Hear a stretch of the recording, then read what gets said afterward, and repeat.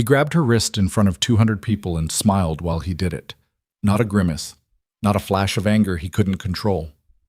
A smile, slow, deliberate, the kind that told every person in that ballroom exactly who held the power in that room and dared any one of them to say otherwise. Elena felt the bones in her wrist grind together, and she didn't make a sound, because making a sound was the one thing 7 years had trained out of her completely. That moment, her sister's wedding, the champagne still fizzing in crystal flutes, the orchestra frozen mid-note. That was the moment everything Elena Mercer had been holding together finally came apart. If you've ever smiled through pain so someone else wouldn't have to carry it, you already know her story. If you've ever stayed somewhere that was slowly killing you because leaving felt more dangerous than dying, keep watching. This one is for you. Don't forget to subscribe to the channel and follow Elena's story all the way to the end, because what happens next will shake you. Hit like and drop a comment telling me the city or country you're watching from. I want to see how far this story travels. The morning of her sister's wedding, Elena woke at 5:15 without an alarm. She lay still for a moment in the gray pre-dawn, listening to Grant's breathing on the other side of the king-sized bed. Slow, controlled. Even in sleep, the man projected authority, as though unconsciousness were simply another performance he'd perfected. She watched the ceiling and ran through the day's logistics the way a soldier maps terrain before entering hostile territory. Hair appointment at 7, makeup artist at 9, venue at 11 to help Claire with the dress. Ceremony at 2, reception from 4 until however late, Grant decided they could leave. 12 hours. She just needed to hold herself together for 12 hours. She eased out of bed without disturbing the mattress, a skill she'd developed the hard way, in the early years, when waking Grant before his alarm meant navigating a coldness that could last for days. She moved through the master suite's darkness in bare feet, lifted her robe from the hook behind the bathroom door, and pressed it closed behind her with both hands until the latch caught without sound. In the mirror above the sink, she looked at herself. The bruise below her left cheekbone had faded to yellow-green, the color of old grass. Foundation would cover it. She knew exactly which shade, exactly how many layers, exactly the angle of light that would expose it anyway if she wasn't careful. She'd become an expert in camouflage, the way people become experts in things they never wanted to learn. She turned on the tap and let the water run cold against her wrists. Elena Mercer was 41 years old. She had a graduate degree in architectural design she hadn't used in 6 years. She had a sister who was getting married today to a kind, unremarkable man named Patrick, who brought Claire coffee in bed and remembered the names of her friends, and had never once, to Elena's knowledge, made Claire flinch at the sound of his footsteps. Elena had cried in her car for 20 minutes after Claire told her about Patrick.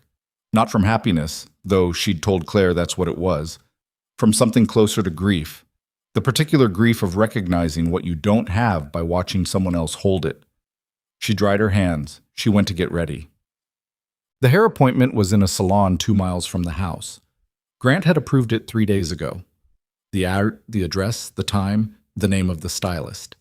He approved most things in advance now. It was more efficient than the alternatives, was how he'd explained it once, with the mild tone of a man discussing a scheduling preference rather than the architecture of control. The stylist, a young woman named Becca, who talked constantly about her boyfriend's impending proposal, did Elena's hair in an updo she didn't particularly want, but had requested because it covered more of her neck. Elena sat in the chair and watched Becca's hands in the mirror, and made the appropriate listening sounds, and thought about nothing. That was a skill, too. The ability to vacate yourself from a room you were still physically inside. Her phone buzzed against the salon counter. Grant, confirmed you're at Becca's, home by 10.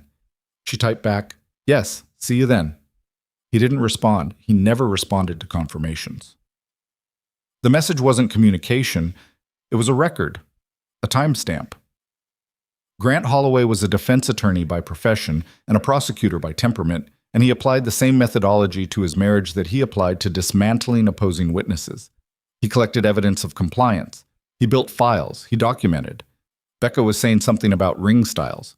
Elena smiled at the mirror and said, "That sounds beautiful," and the person in the reflection looked completely fine. Claire was already crying when Elena arrived at the hotel suite.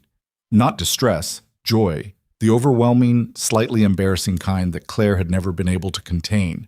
She was standing in her slip dress with her hair half pinned and mascara threatening her left eye. And when Elena walked in, she threw her arms around her in a way that compressed Elena's ribs and pressed directly against a bruise she'd been careful not to mention. Elena hugged her back and breathed through it. "You look incredible," Elena said, because it was true. Claire at 34 was luminous in the way people become when they're genuinely happy. Not performed happiness, not managed happiness, the real kind that sits in the face and doesn't require maintenance. "I'm terrified," Claire said. "Is that normal?" "I love him completely and I'm absolutely terrified." "That's completely normal." "You weren't terrified. You were so calm at your wedding." Elena set her bag down on the settee and didn't look at her sister. "I was terrified. I just hid it better." That was true, though not for the reasons Claire assumed. The suite filled gradually with the necessary people. The makeup artist, Claire's 2 college friends, their mother on video call from Phoenix where her hip replacement was still keeping her grounded. Elena managed logistics. She fetched things and confirmed things and stood in the background of photographs looking like exactly what she needed to look like, which was a woman who had her life in order. Grant arrived at 11:30, an hour before she'd expected him. He came through the suite door in his charcoal suit, already assembled and complete, and the temperature in the room shifted in a way that Elena felt before she consciously registered his presence. A specific tightening in her chest, the body's autonomous response to sustained threat. "There she is," he said, and kissed her cheek, and kept his hand at the small of her back in the gesture that looked like affection and functioned as inventory. Present, accounted for, contained. Claire hugged him and called him her favorite brother-in-law, and Grant laughed the laugh he deployed for social occasions. Warm, self-deprecating, the laugh of a man at ease in his own skin. Elena watched Claire's face while Grant laughed and thought, she doesn't know, still. After 7 years, Claire still doesn't know, and Elena had engineered that ignorance so thoroughly and maintained it so completely that sometimes she couldn't locate the boundary between protecting Claire and being ashamed. The ceremony was in the hotel's garden terrace. White chairs on a lawn that smelled of cut grass and expensive flowers. Patrick stood at the altar looking like a man who understood exactly what was happening to him and welcomed every second of it. And Claire walked toward him on their stepfather's arm with her face open and unguarded, and Elena stood in the front row next to Grant with her hands folded and her jaw set and felt something move through her that she hadn't let herself feel in longer than she could accurately remember. It felt like wanting, not wanting Grant gone, not wanting her circumstances different, not the pragmatic survival math she'd been running for years. Something older than that. A wanting that belonged to the Elena who had existed before the marriage. The one who had opinions about things, and laughed too loudly, and once, a long time ago, had sat across a restaurant table from a man named Damien Moreau and felt so precisely, dangerously known that she'd had to look away. Grant found her hand during the vows. His grip was calibrated to read as tenderness from any exterior angle. Elena left her hand inside his and watched her sister say, "I do," and thought, one day at a time. Just today. The reception unraveled her. Not immediately. The first 2 hours were manageable. The dinner was good, the speeches were warm. Patrick's best man told an embarrassing story that made Claire genuinely laugh, and Elena watched her laugh and held on to it like something to navigate by. She drank 1 glass of champagne over 90 minutes and kept Grant in her peripheral vision the entire time. She should have been more careful about the bathroom. It wasn't premeditated. She'd seen Claire slip away from the head table with the look of someone who needed 5 minutes of quiet, and Elena had followed because protecting Claire from solitude was a reflex older than protecting herself from anything. She found her sister in the corridor outside the ladies' room, shoes in hand, leaning against the wall with her head tipped back. "Hey," Elena said. Claire looked at her. Something in Claire's expression was different, quieter, more direct. The slightly unfocused warmth of someone who'd had enough champagne to say the thing they'd been not saying. "Are you okay?" Claire asked. "Not tonight. I mean, in general. Are you okay?" Elena's first response was automatic. Of course, I'm fine. Elena. Claire, it's your wedding. That's why I'm asking now. Claire straightened. She had the same eyes as Elena, same shape, their mother's eyes. And right now they were doing something Elena recognized from childhood, the look Claire got when she decided to stop letting something go. I see things. I'm not stupid. The way you check where he is in a room, the way you hold yourself differently when he's standing next to you, the way you just... She stopped. I've been scared to ask. Elena felt the corridor tilt slightly, the way things tilt when a structure you've maintained with enormous effort begins to shift beneath your feet. I've been thinking about a divorce, she said. She hadn't planned to say it. The words existed before the decision did, already formed, already in the air between them. 7 years of containment, and they'd come out in a hotel corridor on her sister's wedding day with the bass from the band moving through the walls. Claire's face went through several things at once. Oh, thank God, she whispered and grabbed Elena's arm. Oh, thank God. Elena, I'll help you. Patrick will help you. We'll figure it out. You can stay with us. The door at the end of the corridor opened. Grant filled it. He'd come looking for her. Of course he had. She'd been gone too long. She'd broken the unspoken calculus that governed how long she could be out of his field of vision without triggering a search. He stood in the doorway in his charcoal suit, and his expression in the first half-second before the social mask engaged was something she recognized without a name for it. A flatness. A calculation. Then he smiled. There you both are. His voice was relaxed, amused. He walked toward them down the corridor, and Elena felt Claire's hand tighten on her arm. I was beginning to think you'd escaped. Just catching up, Elena said. Her voice worked. It always worked, right up until it didn't. Grant reached them. He put his arm around Elena's shoulders and pulled her against his side and looked at Claire with a smile that showed his teeth.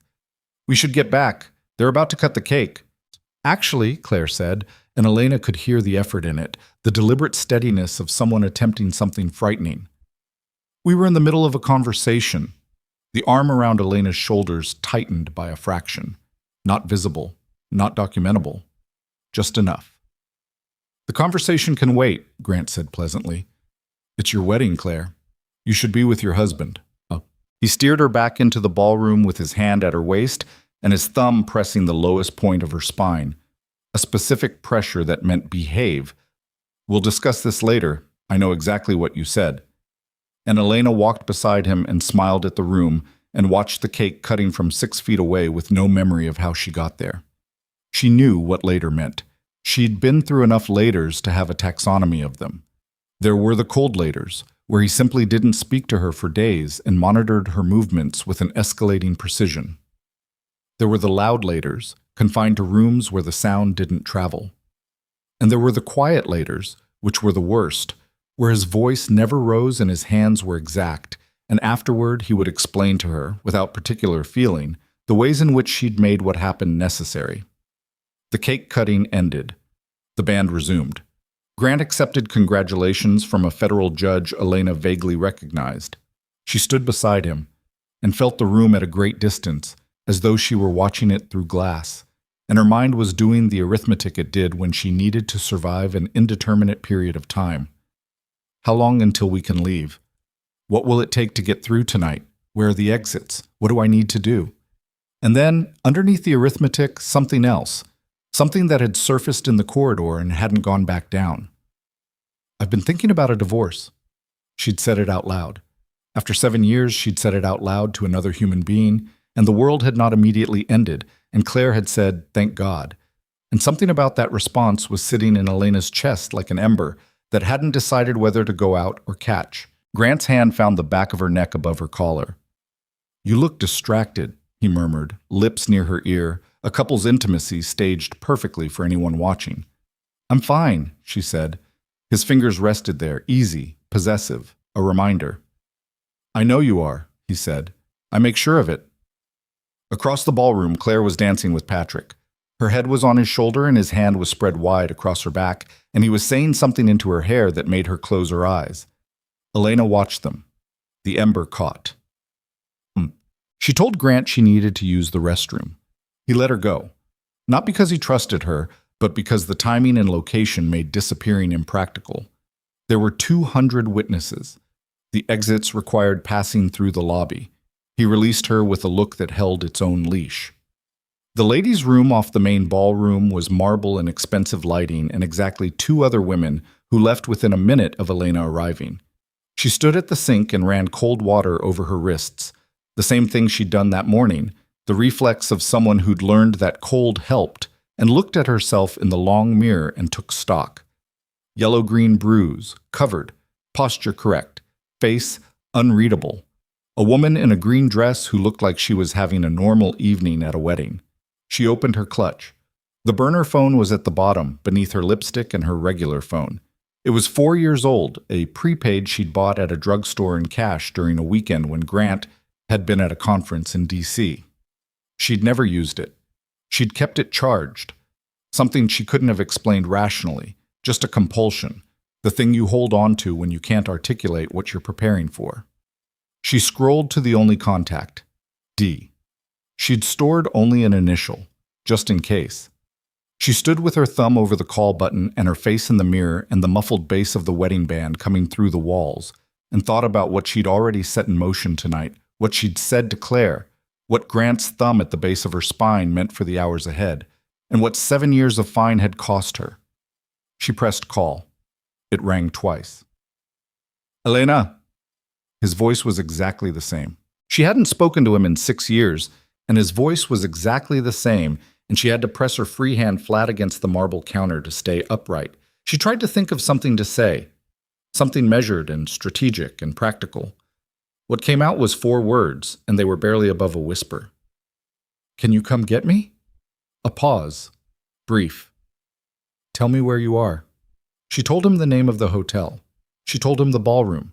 She told him she didn't know how much time she had, and her voice did not break, but it came close. 12 minutes, Damien said. Stay inside. The line ended. Elena set the phone back in her clutch. She looked at the woman in the mirror for a long moment. Exhausted, frightened, foundation over damage, standing in a bathroom while her sister danced 30 meters away. And something changed in that face. Not relief, not yet. Something closer to the moment before a decision finalizes, when you've already made it but haven't yet had to live inside it. She straightened her dress. She turned off the tap. She had 12 minutes, and for the first time in 7 years, she was going to use every one of them. She didn't go back to the ballroom immediately. She stood outside the ladies' room in the corridor for a moment, back against the cool wall, and let herself feel what she'd just done. Not process it, not plan around it. Just feel it.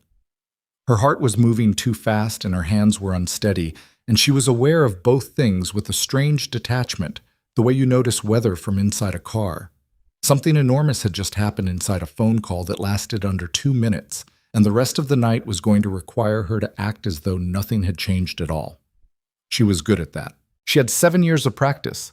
She pushed off the wall and walked back into the reception. Grant was where she'd left him, at the edge of the dance floor, drink in hand, talking to the federal judge and a woman Elena didn't recognize in a red dress. He saw Elena approach and something moved across his face. A quick audit, checking her state, her posture, her eyes, and then he smiled and shifted to make room for her at his side. There she is, he said, for the second time that night. He had a habit of announcing her arrivals she'd noticed years ago, as though her presence required narration to become official. Sorry, she said. Line for the bathroom. The judge was just telling me about his grandchildren. Grant's hand settled at her waist. 4 of them now. Congratulations, Elena said to the judge and smiled, and the judge said something about how fast they grow, and Elena made all the correct sounds and stood inside Grant's arm and counted the seconds. 9 minutes. The band had shifted to something slower. More couples on the floor now, the reception at the comfortable middle stage where the food was done and the speeches were done, and what remained was just the pleasure of the evening. She watched Claire and Patrick move together near the center of the floor. Patrick's hand on Claire's back, Claire's face tucked against his jaw, the particular self-contained world of 2 people who had decided on each other. 8 minutes. You're somewhere else, Grant said quietly, near her ear, not the warm murmur of a husband noticing his wife's mood. A notation, filed. "I'm tired," she said. "It's been a long day. We'll leave when it's appropriate." He said appropriate the way he said most things, with the assurance of someone who'd decided long ago that his definitions were the operative ones. When it was appropriate to leave a party, when it was appropriate to raise a voice, when it was appropriate to place a hand somewhere and apply a specific amount of pressure. 6 minutes. She thought about Damien, not the call. She'd already locked the call down, compressed it into a compartment she wasn't going to open until she could afford to. She thought about him the way she thought about things she didn't let herself think about, which was sideways, briefly, the way you glance at something bright to avoid damaging your eyes. 6 years since she'd heard his voice.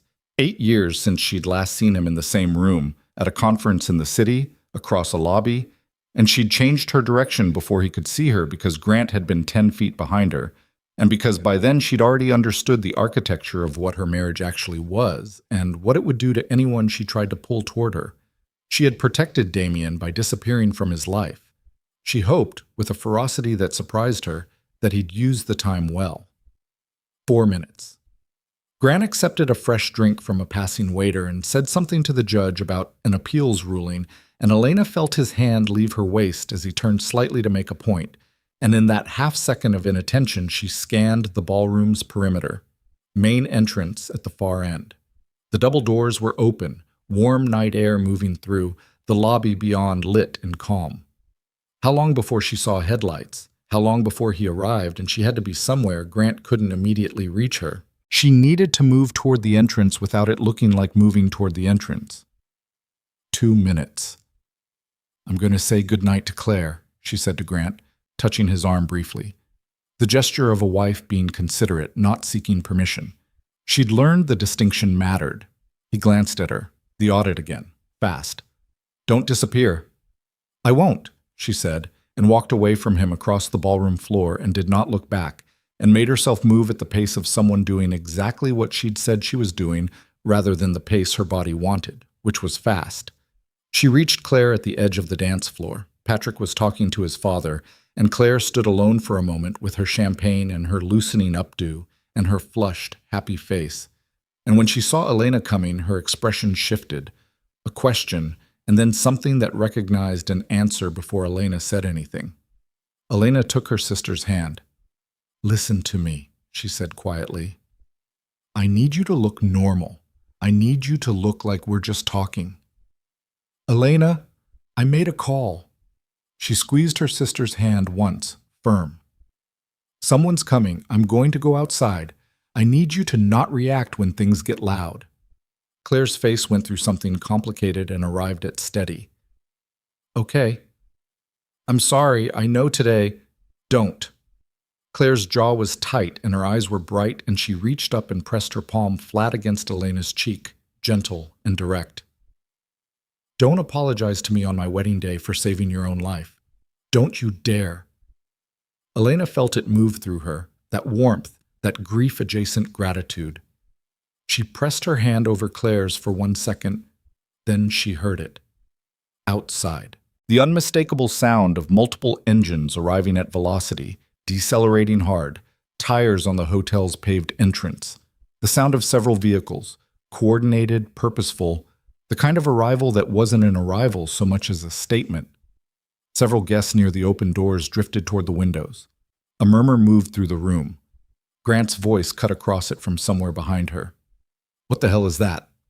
Elena turned to look at him across the ballroom. He was at the edge of the crowd near the windows, drink still in hand, and his face in this unguarded moment between the social mask and whatever was coming was something she'd never quite seen from him before. Not anger. She knew his anger in all its configurations. This was something rarer. Uncertainty. She watched it move across his face and then watched him locate her in the room, and she didn't look away. For the first time in a very long time, she did not look away from Grant Holloway when he looked at her. The ballroom doors opened, and Damien Moreau walked in.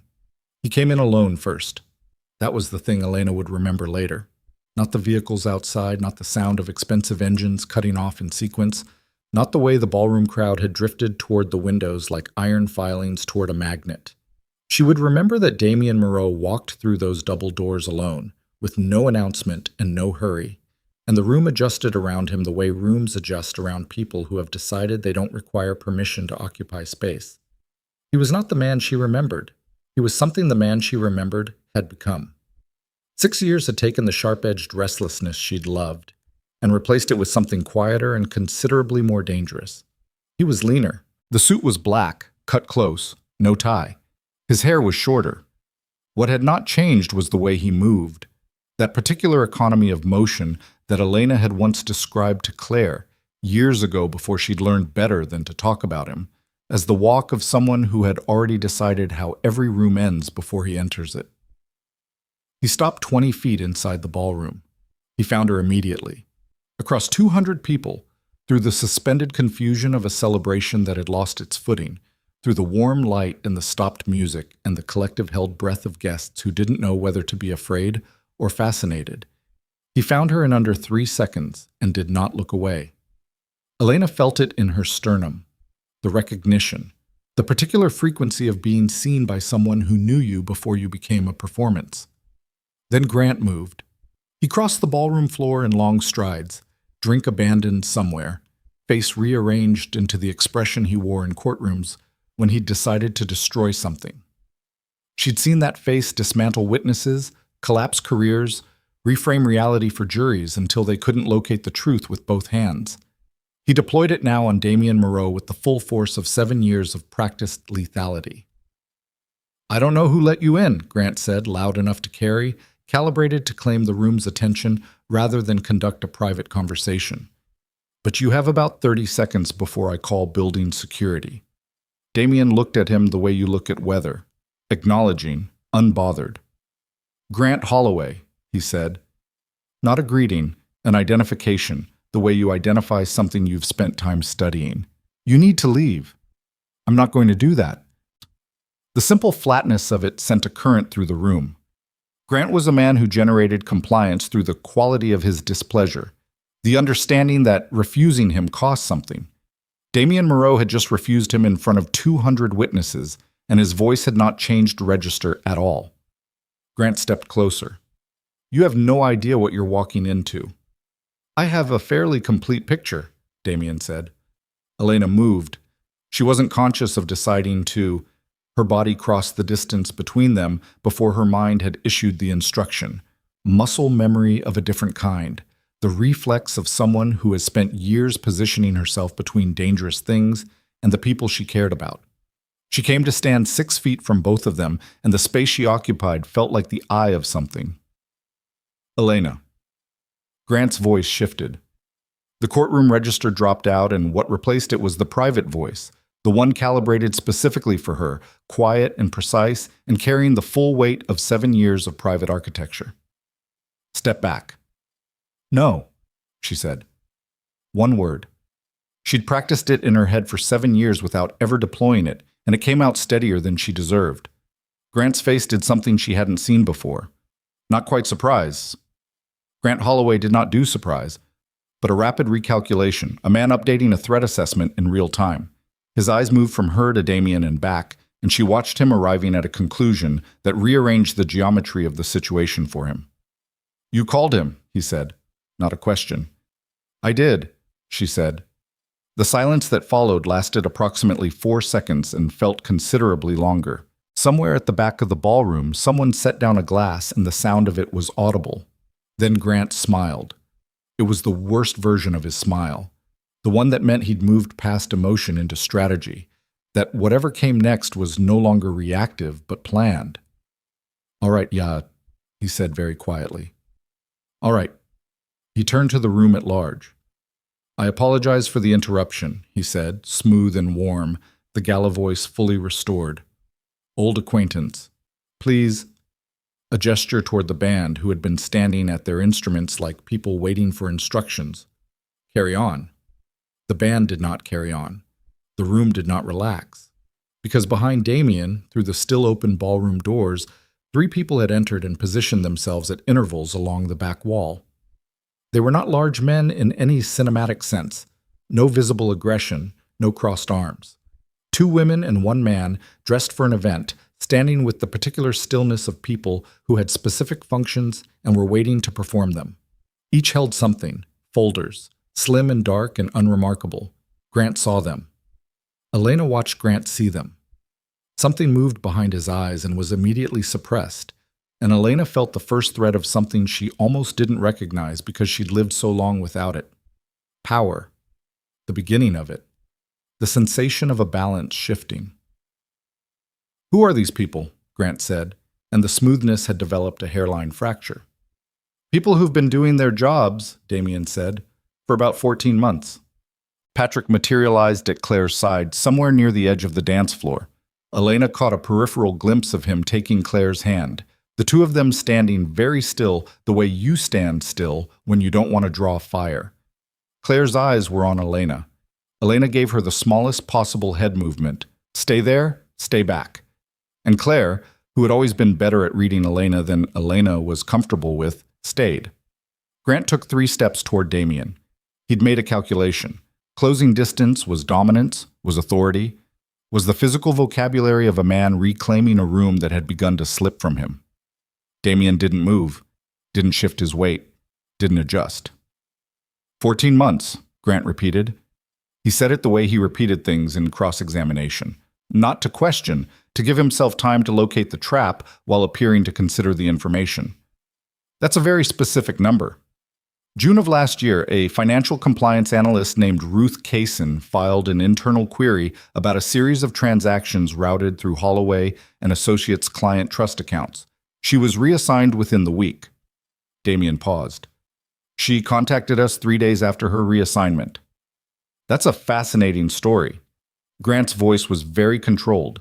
It's also actionable defamation, and you just delivered it in front of... He turned briefly to encompass the room. Approximately 200 witnesses. I know exactly how many witnesses are in this room, Damien said. I've factored that in. Grant's jaw moved. A small thing. Elena had learned to read the small things. The jaw, the left hand, the way his shoulders adjusted when he'd made a decision he hadn't fully committed to yet. He was weighing something. She could see the weight of it on him, the unfamiliar burden of a situation that hadn't been scripted in advance. Elena, he said, turning to her, and the voice shifted again into something she recognized with a physical response she couldn't entirely control. A slight contraction in her chest, the conditioned response of years. Whatever he's told you, whatever he thinks he has, you know what I can do. You know the kind of disruption this causes. Your sister's wedding. Don't, Elena said. Claire's career, her husband's position, your mother's, don't use them. I'm trying to protect this family. And there it was, the version she hated most, the sincere version, the one that believed itself. Everything I've done has been to protect what we built. You know that. She looked at him, at the man she had shared a house with for 7 years, and a bed with, and a name with, the man who had taught her what her own face felt like from the inside when it was arranged to look fine. And she felt something clarify that had been murky for longer than she wanted to calculate. You protected yourself, she said. You used us to do it. The room was profoundly quiet. Grant's face went through its last reconfiguration of the evening. The warmth went out. What was underneath was not rage. She'd seen his rage. She knew its texture. What was underneath was something colder and more considered, and he turned it toward Damien with the deliberate aim of a man switching targets. Whatever you think you have, he said, you should understand that I have spent 20 years building relationships with people who decide what happens to cases like this. Federal prosecutors, judges, commission chairs. You're going to walk those folders out of here, and you're going to discover that evidence has a shelf life, and that the people who decide its admissibility play golf with me on Sundays. Some of them used to, Damien said. One of the women at the back wall moved. She walked forward across the ballroom floor with the unhurried confidence of someone performing a task they'd rehearsed. And the crowd parted for her in that instinctive way crowds part for people who appear to have authority. She stopped beside Damien and held out one of the slim folders without opening it. He took it without looking at her. Judge Warren Pelham, Damien said, $240,000 across 6 transactions routed through a shell entity registered in Delaware, described in internal documentation as consulting fees. The consulting company has one employee and has never filed a tax return. Judge Pelham dismissed 3 cases brought against Holloway and Associates clients between 2021 and 2023. The timing of the dismissals and the transaction dates fall within a window of 8 to 14 days on every occasion. The federal judge Elena had noticed earlier, the one Grant had been talking to when she'd crossed the ballroom to find Claire, had gone the color of old paper. Grant said nothing. Commissioner Daniel Reeves, Damien continued, Alderman Patricia Kwan, Assistant U.S. Attorney Marcus Briggs. He didn't open the folder. He'd memorized it. You want me to keep going, or would you like a moment? This is fabricated. Grant said it firmly, the voice of a man who understood that volume and certainty were the first defense when facts became inconvenient. Everything you're describing is fabricated, and you've made a catastrophic error in judgment bringing it here. The error, said a new voice from the ballroom entrance, would be leaving. A woman in a charcoal suit stood in the doorway. She was in her early 50s, compact, with the kind of economy of expression that takes years of specific work to develop. Behind her, visible through the open doors, were 2 additional figures in similar dress. The lobby beyond them looked different than it had 40 minutes ago. Busier, more purposeful. Special Agent Diane Forsyth, the woman said. Financial Crimes Enforcement. Mr. Holloway, we have a warrant. Whoa. The room broke. Not all at once. It fractured, the way ice fractures, from several points simultaneously. Near the windows, 2 women grabbed their handbags. At the bar, 3 men in suits who had been having what looked like a normal conversation straightened with the specificity of people who had been waiting for a signal. The federal judge moved toward the exit and found his path occupied by one of Forsyth's colleagues with apologetic firmness. Grant moved toward Elena. It was instinct, she understood that later. Not a plan, but a reflex, the reflex of a man whose primary control mechanism for 7 years had been her proximity, her containment, her presence as something ownable. He crossed the space between them in 4 steps, and his hand closed around her wrist. Not her upper arm, not her shoulder. Her wrist, the way he'd grabbed it earlier in the evening, the grip that left marks, the grip she'd felt in her bones across 7 years of this exact moment in different rooms. She felt it close around her, and something happened that surprised her. She wasn't afraid. She looked down at his hand on her wrist and felt the pressure of it, and felt, underneath the pressure and the reflex and the long-memorized fear response, something that had been waiting a very long time to surface. Fury, clean, cold, and entirely her own. "Let go of me," she said. "We are leaving," Grant said, low and precise and private, the voice for her alone, the voice that had managed her for 7 years. "We are walking out of here right now, and we are going to handle this. Let go of her." Damien's voice. Close. He had crossed the room without Elena registering his movement, and he was standing 4 feet away, and his face was the face of a man who had already made every decision that mattered and was simply executing. Grant turned to look at him, wrists still gripped, and the 2 men occupied the same compressed space in a ballroom that had gone completely still, and Elena felt the moment balance on something very fine. "You don't want to do this," Grant said to Damien. "I've wanted to do this for 8 years, Damien said. "I just needed the right evidence first." Grant released her wrist. Not because he'd been persuaded. She could see that. The release was tactical, a repositioning, the move of a man who understood that the grip had become a liability in front of a federal agent and 200 witnesses and whatever recording devices Forsyth's team were running. He released her and adjusted his jacket and looked at the room with the expression of a man preparing to perform his own defense. "I want my attorney," he said to Agent Forsyth. "You are an attorney, Mr. Holloway," Forsyth said. "You're welcome to act in that capacity, though given the specifics of what we're looking at, you may find the conflict of interest significant." Something shifted in Grant's posture. Not collapse. The man didn't collapse. She'd never seen him collapse. He wasn't built for it. But a settling. The way a structure settles when a load-bearing element fails somewhere inside it that isn't visible from the exterior. Elena stepped back from him. 1 step, then another. And on the 2nd step, Damien was beside her, not touching her, not steering her, simply present in the space between her and Grant, and she became aware that her hands were shaking and that she didn't care, that the shaking was information rather than weakness, that her body was doing the only sensible thing it had done all evening. "Elena." Grant's voice had changed again.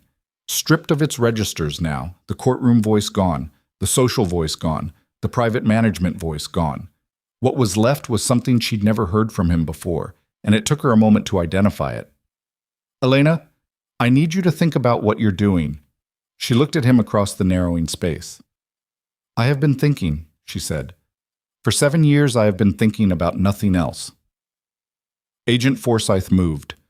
2 of her colleagues moved with her, flanking Grant with the practiced ease of people who'd done this before and would do it again and felt nothing in particular about it either way. And Grant Holloway, celebrated defense attorney, architect of other people's ruins, the man who had governed her life with a precision she'd once mistaken for devotion, looked at the handcuffs and then looked at Elena, and in his face, for one unguarded second, was something she recognized with a start. He was asking her to stop it, not demanding, not threatening, asking. The ask of a man who has run out of leverage and is reaching for something older and less reliable. She held his gaze and said nothing. The handcuffs closed. The sound the handcuffs made was smaller than she'd expected.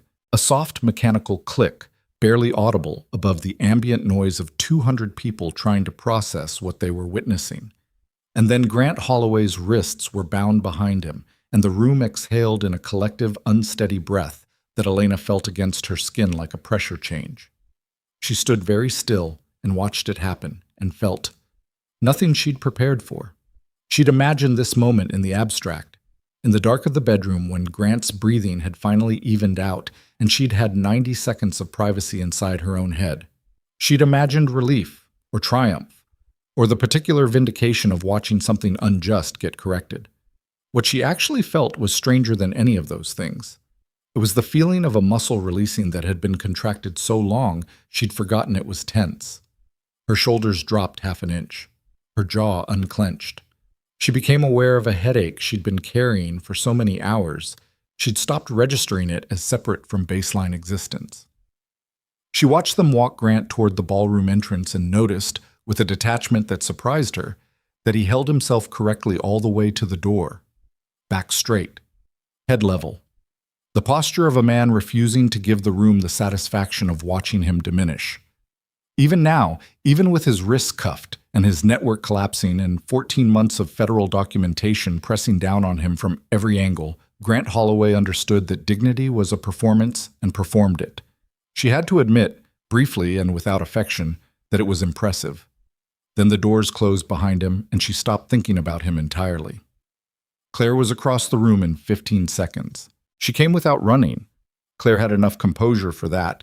But she moved with the directional urgency of someone who had been holding herself back by a thread and had just been released, and she wrapped both arms around Elena with a totality that compressed every bruise, and Elena held on anyway and pressed her face against her sister's hair and breathed. "Okay," Claire said, very quietly, into her shoulder. Just that. "Okay." Patrick stood 2 feet away with his hands in his pockets, giving them the distance, and Elena looked at him over Claire's shoulder, and he gave her a small nod that contained an entire vocabulary of things men like Patrick communicated without requiring acknowledgement. She nodded back. Damien stood 10 feet away, near Agent Forsyth, talking in low tones with a younger man Elena didn't recognize who had appeared from somewhere with a tablet and was showing him something on the screen. Damien listened without looking at the tablet. He was watching Elena. When Claire finally stepped back, Elena turned to face him.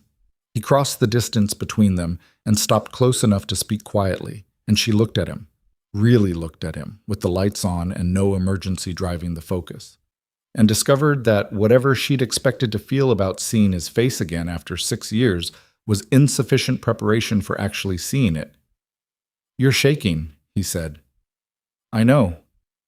Do you need to sit down?" "Probably." She didn't move. "Did you know they were going to move tonight? Here?"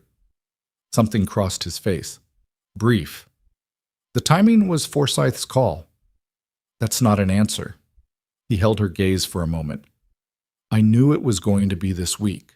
The hotel was her decision. She wanted witnesses. Elena processed this. You knew it was going to happen at Claire's wedding.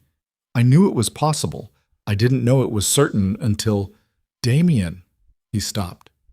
Did you know? She said again, slower. Yes, he said. I knew. The word landed and she sat with it for 3 seconds and thought about Claire in her slip dress saying, thank God, and Patrick's hand on the small of her back, and 200 guests who would be giving statements to federal agents instead of dancing. And she thought about whether she was angry about that and discovered she didn't have the bandwidth yet. The anger might come. She'd file the space for it and revisit.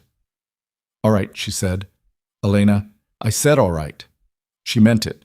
Not forgiveness, not absolution, just the pragmatic acknowledgement that the situation existed and recrimination could wait. What happens now? What happened now, it turned out, was several hours of controlled chaos managed by people who were very good at making chaos look like procedure. Forsyth's team moved through the ballroom with the systematic efficiency of people executing a plan they'd rehearsed. Most of the wedding guests were interviewed briefly and released. A smaller number, the ones whose names appeared in the documentation, the ones who'd gone pale when Damien started reciting figures, were separated and held for more substantive conversations in the hotel's conference rooms, which had been requisitioned with a speed that suggested prearrangement. Elena gave a statement to a young agent named Carver, who had the practiced neutrality of someone trained to create the impression that nothing he was hearing surprised him. She told him things she'd never said out loud. The first time. The pattern. The specific mechanisms by which Grant had ensured her silence. Carver wrote steadily and asked follow-up questions in the same tone he might use to clarify a coffee order, and Elena answered them with the same flatness she'd been cultivating all evening, and somewhere in the middle of it she realized she was going to need a very good attorney and a great deal of time, and that neither of those things was tonight's problem. Claire sat beside her through the whole thing and didn't say a word. It was nearly midnight when Carver closed his folder and told Elena she was free to leave and that someone would be in contact. She thanked him automatically and stood, and her legs were less reliable than she'd expected. Claire steadied her with a hand under her elbow, matter of fact. Damien was waiting in the corridor outside the conference room. He'd removed his jacket somewhere and stood against the wall with his sleeves rolled to the elbow and his arms crossed, and he looked exactly like someone who had been awake for approximately 30 hours and was planning to be awake for 30 more. They want you downtown tomorrow morning, he said. 10 o'clock. I'll have someone with you. An attorney, not me. Someone without my conflict of interest. What conflict of interest? He looked at her steadily. Elena. You're not my attorney and you haven't been for 8 years. What's the conflict? Conflict, he said carefully, is that I am the person who spent 14 months building the case that just arrested your husband, and I have a personal history with you that any competent defense attorney will attempt to use to characterize the entire investigation as motivated by… Is it? She said. Motivated by that? The question sat between them. He didn't answer immediately, and she respected that. The refusal to reach for the easy, reassuring answer when the honest one was more complicated. Partially, he said. At the beginning. The rest of it grew into something that had nothing to do with you. She nodded. Thank you for telling me that. The attorney's name is Renata Souza. She's the best I know at this specific intersection of family law and federal proceedings. She'll call you at 8. Okay. You shouldn't go back to the house tonight. I know. Claire. I'm staying with Claire. She looked at him. Damien. I'm okay. I know what the next steps are. You don't have to manage this part. He looked at her for a long moment. Something in him, some operational tension she recognized as the same thing she'd been running on all evening, seemed to let go by a fraction. Okay, he said. She almost left. Her hand was on the corridor wall, Claire a step behind her, and she was fully intending to walk forward, and then she turned back. The evidence, she said. The shell companies. The bribery documentation. How did you get it? 14 months that's a long time to be doing something that dangerous without a starting point. Something changed in Damien's face. Subtle and immediate and then controlled. She'd almost missed it. Almost. Ruth Kaysen approached my firm, he said. The analyst Grant reassigned. Yes. And she had enough documentation to begin a federal investigation. She had enough to establish probable cause. The rest took time. Elena looked at him. She was very good at reading faces. 7 years with Grant Holloway had given her a postgraduate education in the distance between what a face presented and what it contained. Damien's face was presenting something coherent and sequential. Underneath it was something he'd decided not to include. She was too tired to pursue it tonight. She filed it. Get some sleep, she said. You too, he said. She walked down the corridor with Claire and did not look back. And the night air when they pushed through the hotel's side exit hit her face like something she'd forgotten existed. And Claire said nothing and took her hand, and they stood on the pavement for a moment in the quiet that comes after something enormous has moved through a space and left. Patrick's getting the car, Claire said. Okay. You don't have to talk. I know. The car came. They drove to Claire and Patrick's apartment in near silence, the city moving past the windows with its absolute indifference to what had just happened, and Elena watched it go by and thought about nothing with great effort, which was the only kind of rest available to her. She slept 4 hours. Not peacefully, but she slept. Renata Souza called at 8:02, 2 minutes past when Damien had said she would, and her voice was the voice of someone who had been awake longer than Elena and was running on something more efficient than sleep. I've reviewed the preliminary filings, Renata said without preamble. There are some things we need to discuss before your 10 o'clock. They discussed them. Elena sat at Claire's kitchen table in borrowed clothes with coffee she wasn't tasting and listened to Renata outline the landscape with the brisk precision of a surgeon describing a procedure. The federal case was solid. The financial documentation was extensive, and the witness cooperation was broader than Elena had understood. Grant's network of influence was larger than she'd known, but its breadth had become a liability when the pressure came, because networks that broad had too many weak points and people who could be offered deals. He'll try to use you, Renata said. His defense will attempt to characterize your cooperation with Moreau's investigation as motivated by the personal relationship. They'll try to make it about a triangle rather than about financial crime and judicial corruption. They'll go after your credibility. Let them, Elena said. A pause. Most clients take longer to get to that position. I've had 7 years to practice not caring what Grant Holloway thinks of me, Elena said. I'm faster than most.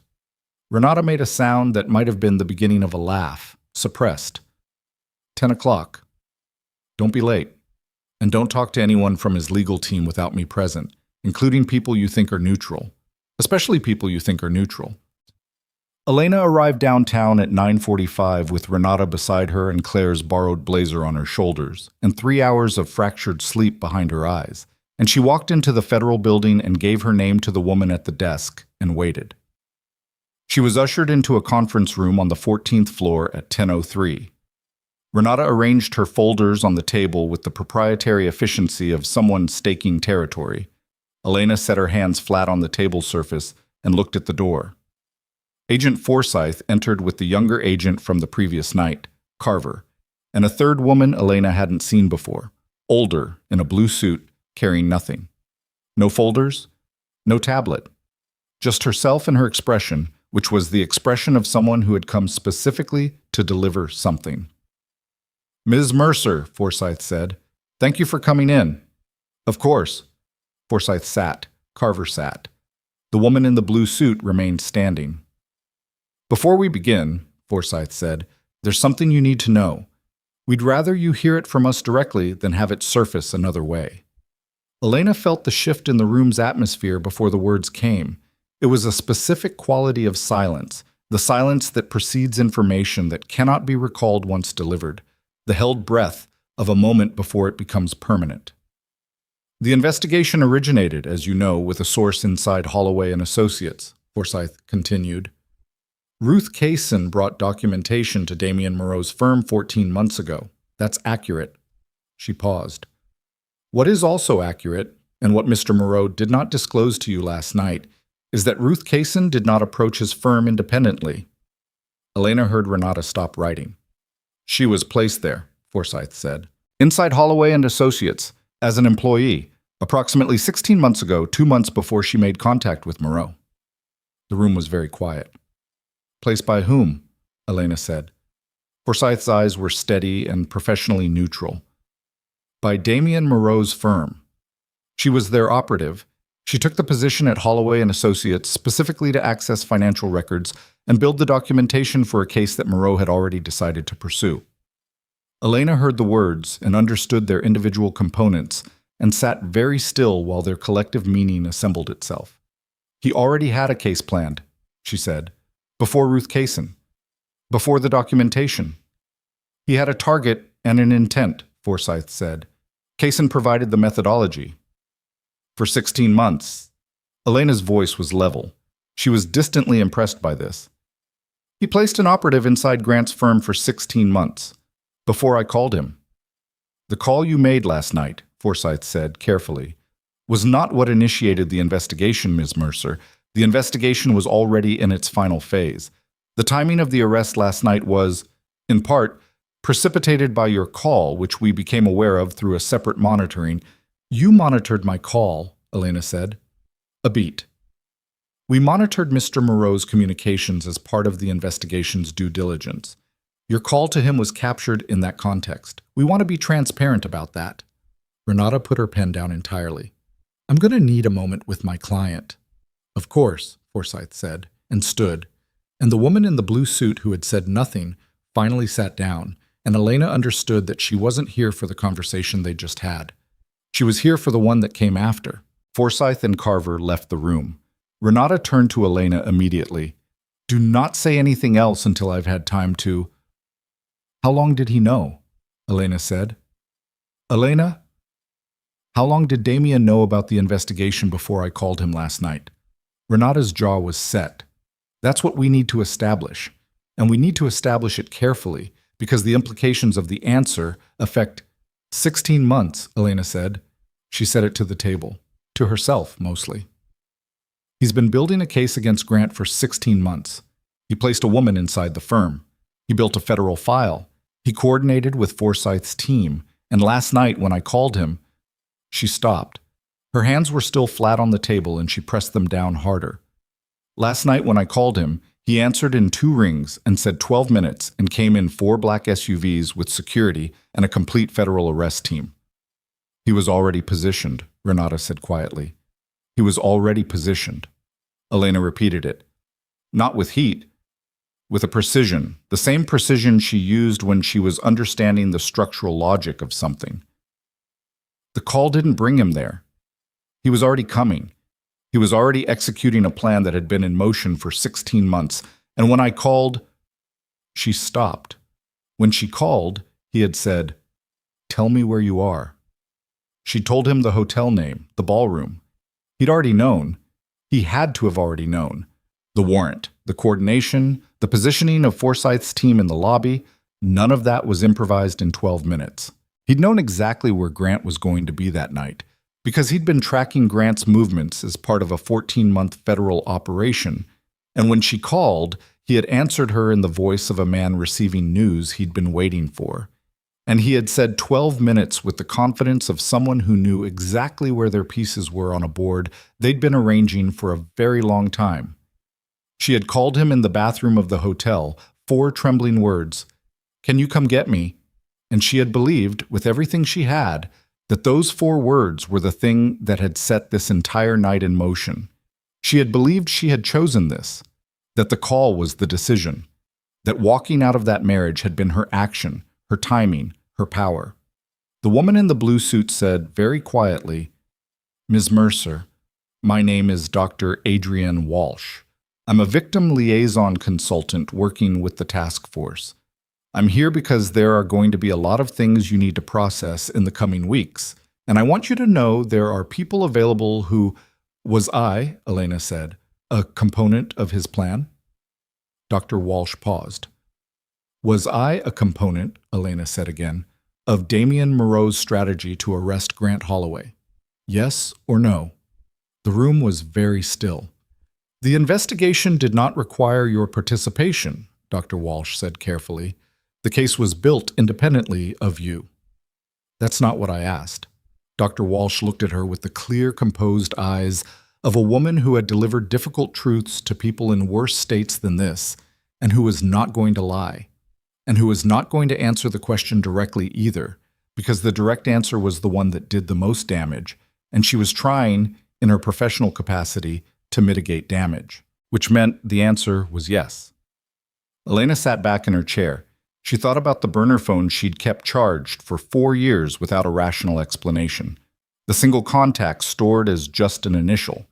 The 4 words she'd said in a hotel bathroom while her sister danced 30 meters away, believing, completely, with her whole exhausted self, that she was the one making the first move. She thought about Damien's face when she'd asked him if the arrest at Claire's wedding was planned. The timing was Forsyth's call. Which was true. Which was also not even close to the complete picture.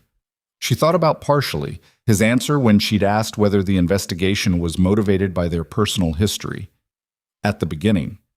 Which was also, she now understood, a more precise statement than it had appeared. At the beginning, he'd been motivated by her. And then he'd built something that had nothing to do with her, something that was going to happen regardless. Something she had walked into the middle of at exactly the moment he'd needed a reason to accelerate the timeline. Renata was watching her with the careful attention of someone monitoring vital signs. "Are you all right?" she said. Elena looked at her hands on the table. She thought about what all right meant and whether it applied to her current condition and whether it had ever, in 7 years, accurately described anything about her life. She thought about Grant's hand on her wrist. The specific pressure.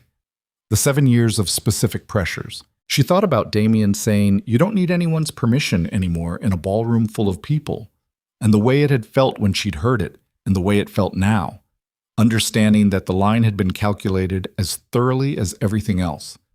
She thought about whether being used by someone who cared about her was better or worse than being used by someone who didn't, and found she couldn't locate an answer she trusted. "Tell Forsyth I'm ready to continue," she said to Renata. "Elena, you don't have to. I know what I have to do." She straightened in the chair. The borrowed blazer sat wrong on her shoulders, and her head was full of a noise like static, and her wrist still carried the faint soreness of Grant's grip from the night before. All of that was true. Also true. The case against Grant Holloway was real, the evidence was real, the crimes were real, and whatever Damien's methods had been, the outcome of the previous night had been the only outcome that kept Elena Mercer alive in any meaningful sense of the word. She was not going to collapse in a federal conference room on 14 floors above the city because someone she once loved had been strategic about justice. She was not built for collapse. 7 years with Grant had made very sure of that. "Tell Forsyth to come back in," Elena said, "and get me a glass of water. I'm going to be here a while." The water came in a paper cup. Elena drank half of it, set it on the table, and watched Forsyth settle back into the chair across from her with the particular quality of stillness that federal agents develop. Not relaxed, never relaxed, but conserving. Running efficiently. A machine that had learned to idle without shutting down. Carver opened a new folder. The woman in the blue suit, Doctor. Walsh had moved her chair slightly back from the table, giving the proceedings room, present but peripheral.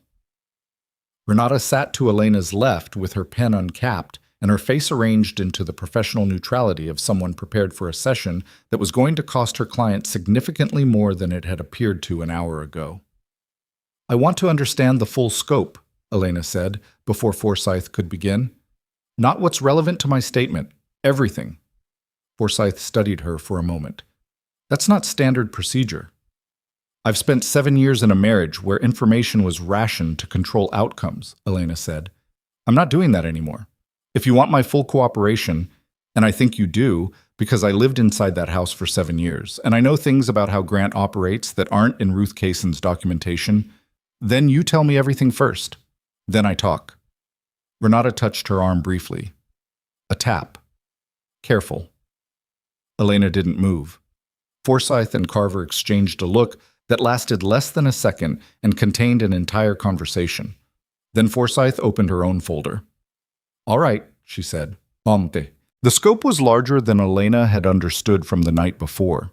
It wasn't simply bribery and money laundering, though those were the anchors, the charges with the clearest documentation and the strongest path to conviction. Underneath them was a network that Grant had been constructing for 11 years, which meant he'd started building it approximately 4 years before they married, which meant Elena had walked into a house that was already a criminal infrastructure and hadn't known, and the not knowing had, in its own way, made her complicit in nothing but also implicated in everything. 3 shell companies registered across Delaware, Wyoming, and the Cayman Islands, a 4th entity operating through a law firm in Dublin that Forsyth's team had identified but not yet fully mapped. Client trust accounts used as transit points for money that originated from sources Forsyth described with the careful language of someone reading from documents rather than drawing conclusions. Alleged organized financial structures, entities under separate federal investigation, sources whose ultimate beneficial ownership remains under active review. 11 years, 4 countries, 17 named individuals in the initial indictment with more expected. Elena listened to all of it with her hands flat on the table and her face doing nothing, and somewhere in the middle of it, somewhere around the Dublin entity and the 4th shell company, she felt something that she would later identify as the specific nausea of retroactive understanding, of rebuilding the past with new information slotted into the gaps, and discovering that the shape that emerged was one you'd been living inside without ever seeing the walls. She had attended Grant's fundraisers. She had shaken hands with people whose names were now appearing in federal documents. She had smiled at dinners and functions and client celebrations, and she had been, in the most complete sense, the respectable face of a man who had needed a respectable face. She had been useful to him in more ways than she'd accounted for. "Mrs. Mercer," Forsyth said, and Elena became aware that she'd been silent for an interval that had extended past comfortable. Do you need a moment?" "No." She picked up the paper cup and finished the water. "I need a refill, and then I need to tell you about a dinner party in March of 2022. She talked for 4 hours. Not continuously. Forsyth and Carver asked questions that directed and focused and occasionally redirected when she went somewhere they weren't ready for. But the core of it was Elena talking, and what surprised her was that she remembered everything. Every dinner, every name, every conversation she'd stood at the edge of and processed automatically and stored somewhere she hadn't known she was storing things. The mind, it turned out, was considerably more thorough than she'd given it credit for. 7 years of hypervigilance, of reading rooms, reading faces, tracking the temperature of every interaction for danger signals, had made her into an accidental archivist of a criminal enterprise. Carver's pen moved constantly. By the time she finished, the paper cup had been replaced twice, and Renata had filled 7 pages of her legal pad, and Forsyth was looking at her with an expression that had shifted incrementally over the course of 4 hours from professional courtesy to something more like careful respect. "You understand," Forsyth said near the end, "that some of what you've told us is going to require corroboration before it's usable. Names you remember, conversations you overheard. We'll need to establish documentary evidence to support—" "I understand," Elena said. "I also understand that I've just given you the names of 11 people who attended events at my home who don't appear in the documentation you've shown me. I'd suggest starting with the man Grant called Whitfield, who came to dinner 4 times in 18 months, and who Grant described to me as a structural consultant, because I looked up structural consulting after the 3rd dinner, and nothing about those conversations matched the profession." Forsyth looked at Carver. Carver was already writing. "We'll follow up," Forsyth said. Elena stood, her legs held. She was quietly grateful for that. "Am I free to go?" "For now. We'll need you available over the next several weeks. Do not travel internationally." "I wasn't planning to." She picked up her jacket. "One question." Forsyth waited. "Damien Moreau, is he under any investigative scope? Does his firm's involvement in placing Ruth Kaysen create any exposure for him?" Forsyth's expression did not change, which was itself an answer. "That's not something I'm able to speak to." "Is it something you're looking at?" A pause, half a second. "We look at everything, Miss Mercer." Elena nodded. She walked out of the conference room with Renata beside her and did not say anything until they were in the elevator, the doors closed, descending. "Tell me what that means," Elena said. Forsyth's answer. It means, Renata said carefully, that Moreau's methods are potentially problematic. Placing an operative inside a target organization without direct federal authorization creates exposure. The question is whether Forsyth's team is going to use that as leverage, protect him for cooperation, or pursue it independently. She paused. It also means that the integrity of the investigation could be challenged on those grounds, which is exactly what Grant's defense team is going to pursue. They could get the evidence thrown out, Elena said. Some of it, potentially. The challenge is whether the operative's placement constitutes entrapment or unauthorized surveillance. It's genuinely legally complex. The elevator opened. The lobby of the federal building was marble and institutional lighting, and people moving through it with the specific purposefulness of people who worked inside consequences for a living. Elena walked through it and pushed through the glass doors and stood on the pavement in the afternoon light and felt the air on her face.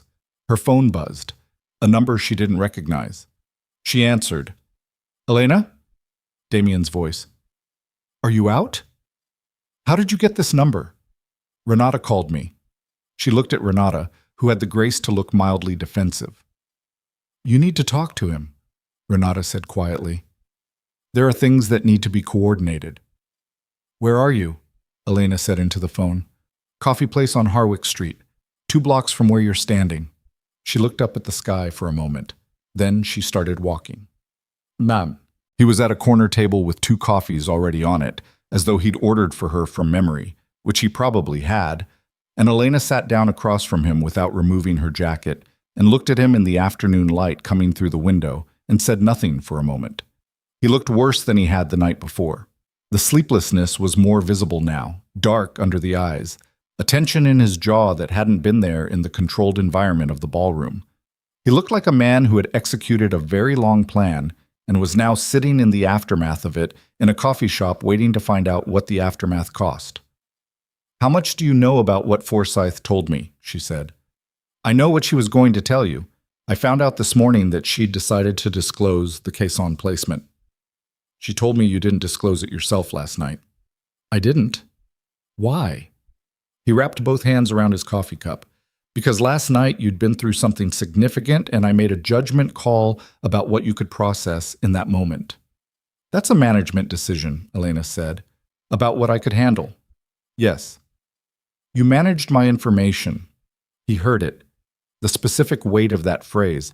What it meant coming from a woman who'd spent 7 years having her information managed by a man who'd used it as a control mechanism. She watched him hear it, watched it land. "Yes," he said again. "And I'm telling you that directly because you deserve the direct version."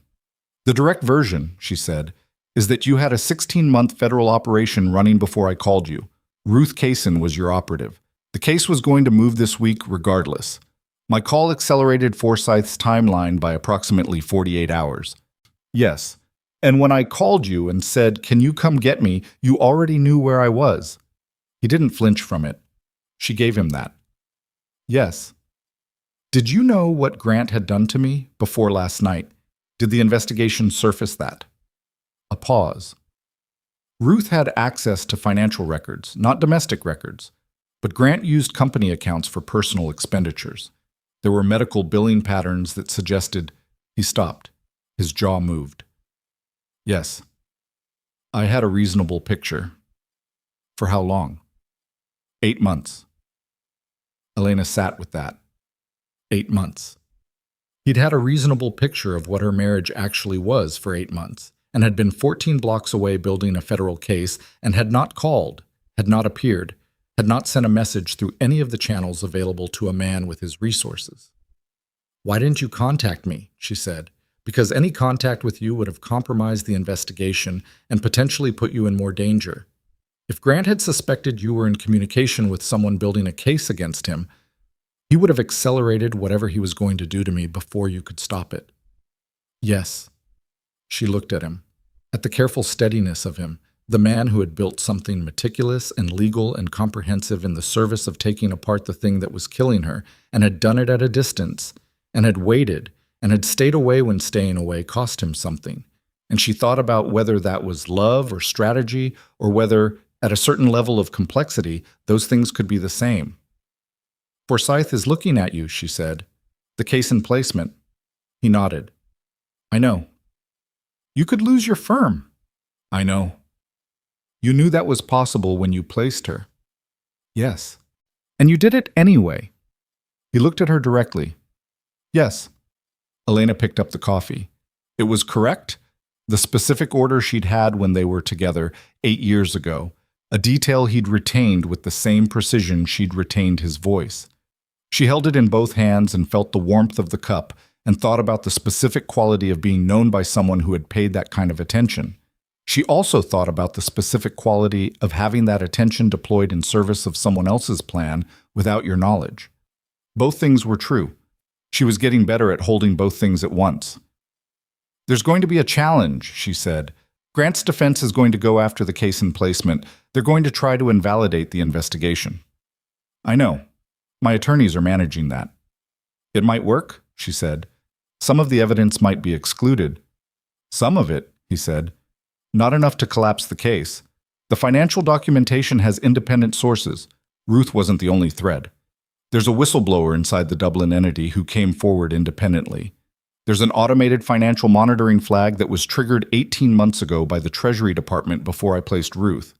The challenge will create noise, but it won't... Damien. He stopped. Tell me the thing you're not telling me, she said. We're done with partial disclosures. He set his coffee down. Grant's attorneys filed a motion this morning, he said. Emergency motion. They're arguing that the investigation was initiated in bad faith as part of a conspiracy between you and me to manufacture grounds for an advantageous divorce settlement. Elena stared at him. They're claiming that you and I have been in communication for a substantial period, he continued, that the call last night was staged, and that your cooperation with federal investigators today was part of a coordinated strategy to strip Grant of assets before civil proceedings. That's insane, Elena said. It's also partially documentable, he said, and his voice was level, and that levelness told her everything about how bad it was. The burner phone, 4 years old, purchased in cash, single contact. Our call last night, the timing of Forsyth's move, the fact that you went directly into a 4-hour cooperation session this morning. He paused. To someone constructing a narrative, it looks like a plan. It wasn't a plan. I didn't know about any of this. I know that. Renata knows that. Elena. He leaned forward slightly. I know that. But Grant's defense team is not trying to prove truth. They're trying to create reasonable doubt and muddy the civil proceedings long enough to move assets. They don't need a jury to believe it. They need a judge to hesitate. The coffee shop had filled up around them without her noticing, the afternoon rush, people with laptops and headphones, and the ordinary irrelevance of a day that wasn't carrying the weight of anything. Elena looked at a woman 2 tables over who was laughing at her phone and felt the distance between that woman's afternoon and her own as something almost physical. What does Grant have left to move? She said. If the accounts are frozen, the personal accounts are frozen. The firm accounts are under injunction. But there are 3 properties held in a family trust that predates the marriage. Those are in his mother's name on paper. They're not directly reachable by the federal action. He paused. They're worth approximately $4 million combined. He's trying to protect the trust. He filed the motion at 7 this morning. His attorneys were in front of a civil judge at 8. She calculated. She'd been in the federal building from 9:45. The filing had happened before her session with Forsyth, before Grant could have known what she was going to say in that room. He'd moved preemptively. At 7 in the morning, with handcuffs still fresh on his wrists, operating through his legal team with the efficiency of a man who had contingency plans for his contingency plans. 7 years. She should not have been surprised. What do I do? She said. Renata needs to file a counter motion by 5 o'clock today establishing the timeline of your knowledge. We need documentation that you had no contact with me prior to last night's call. Phone records, financial records, any surveillance that demonstrates... There's no documentation of contact because there was no contact, Elena said. We haven't spoken in 6 years. You can pull every record. I can. We are. But Grant's team is also going to subpoena the burner phone's purchase records, the cash purchase in 2021. I bought it in case I needed to leave, Elena said. That's it. I know that. I bought it and kept it charged for 4 years and never used it because leaving felt impossible, and I needed to believe there was something to reach for if it ever became possible.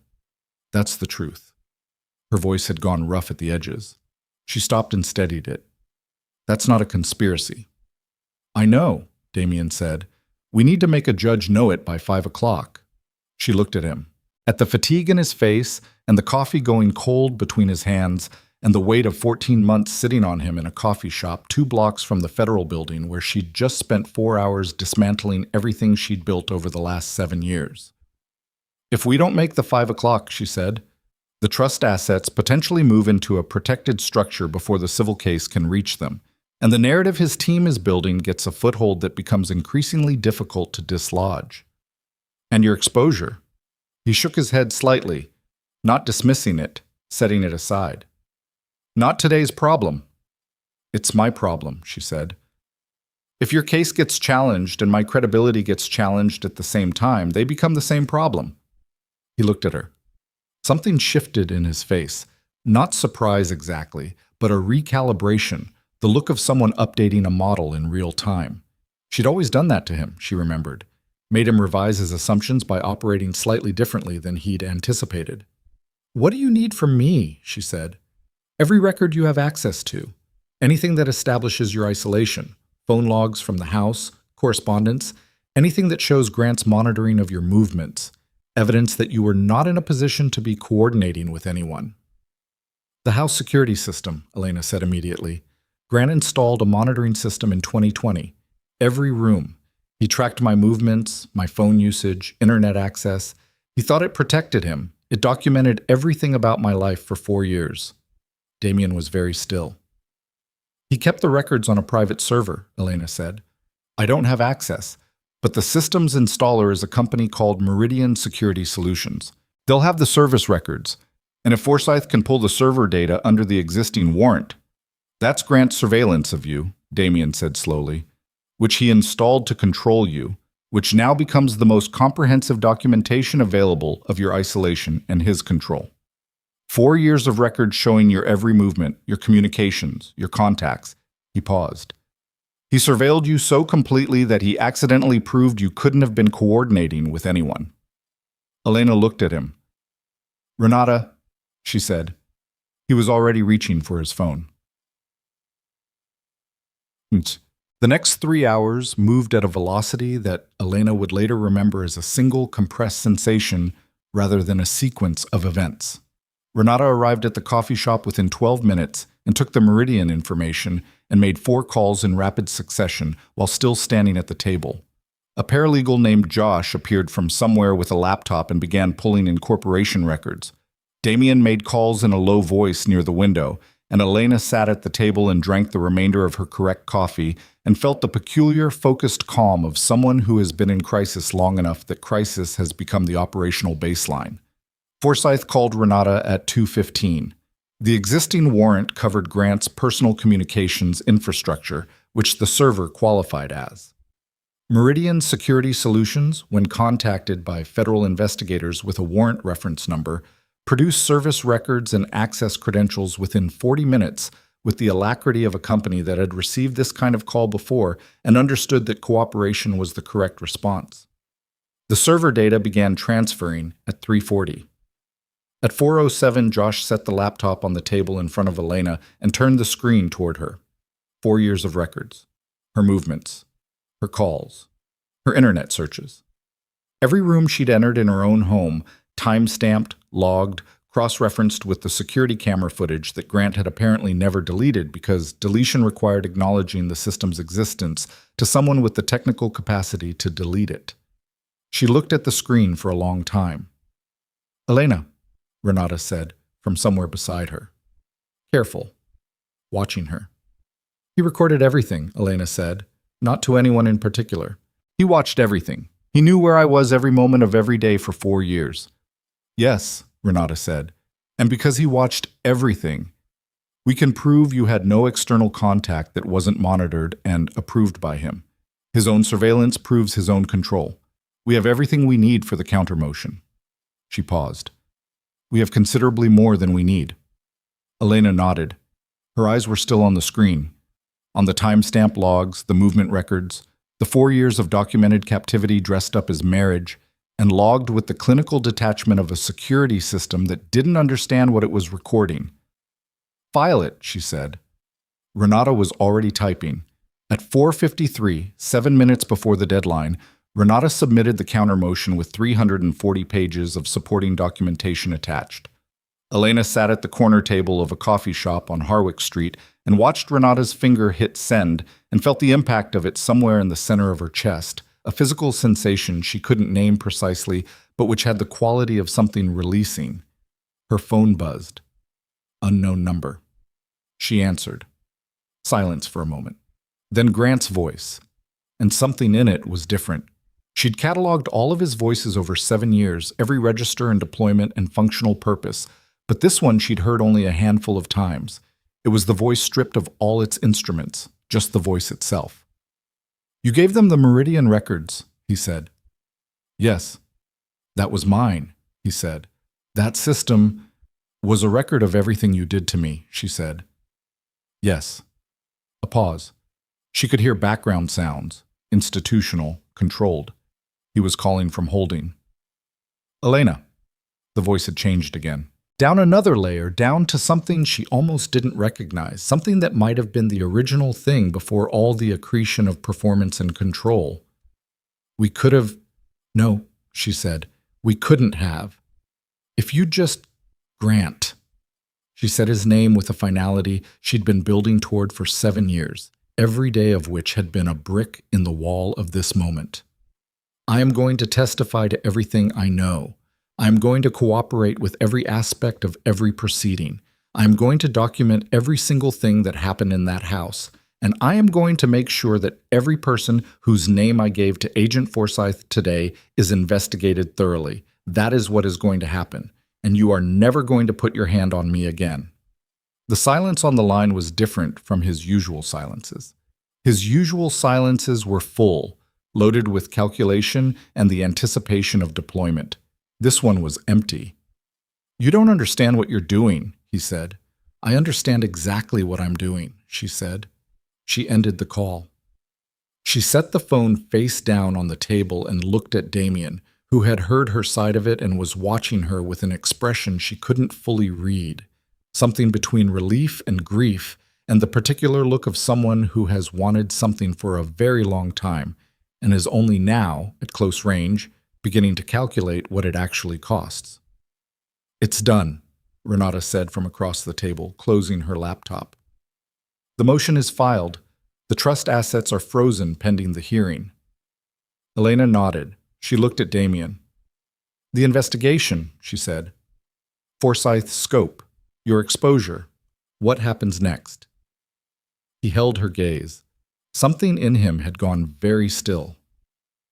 "There's a hearing," he said. "Next week, on the admissibility of Kayson's documentation. If the court finds the placement was unauthorized." "The core of the case survives," Elena said. "The Treasury flag, the whistleblower?" "The core survives. Some of the detail gets challenged." He paused. "My operating license gets reviewed."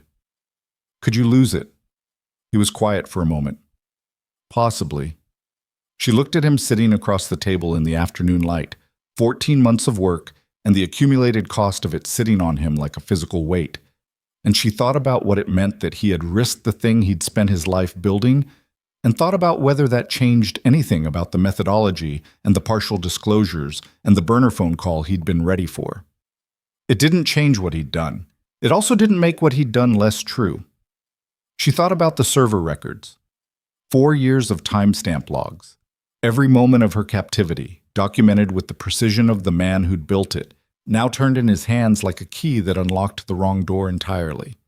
She thought about Ruth Kayson, a woman she'd never met, who had sat at a desk inside Grant's firm for 16 months and done her job with the specific courage of someone operating in a space where the floor could disappear at any moment.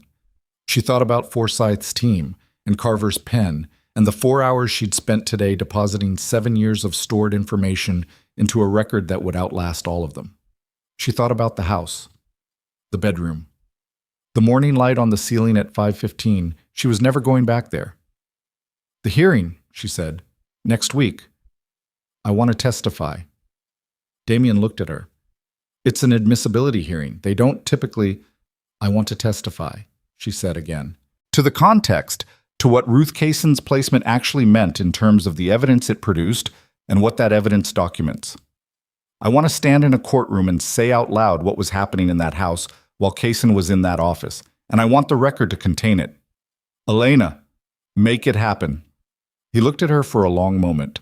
The afternoon light was shifting, the coffee shop thinning out around them, the ordinary day that had held all of this continuing to move with its indifference toward evening. All right, he said. She nodded. She picked up her jacket. She was about to stand when his hand came across the table, not reaching for her, just placed there, open, in the space between them, an offering rather than a claim. She looked at it. She looked at him. I need some time, she said. I know, he said. He didn't move his hand. I'm not going anywhere. She stood, and she put on her jacket, and she walked out of the coffee shop into the late afternoon, and behind her the door swung closed, and ahead of her was the street and the city and the particular uncharted quality of a life that had just become, for the first time in 7 years, entirely her own problem to navigate. Her phone buzzed. Claire, how are you? She typed back, still here, 3 dots. Then, that's enough for today. She put the phone in her pocket and walked.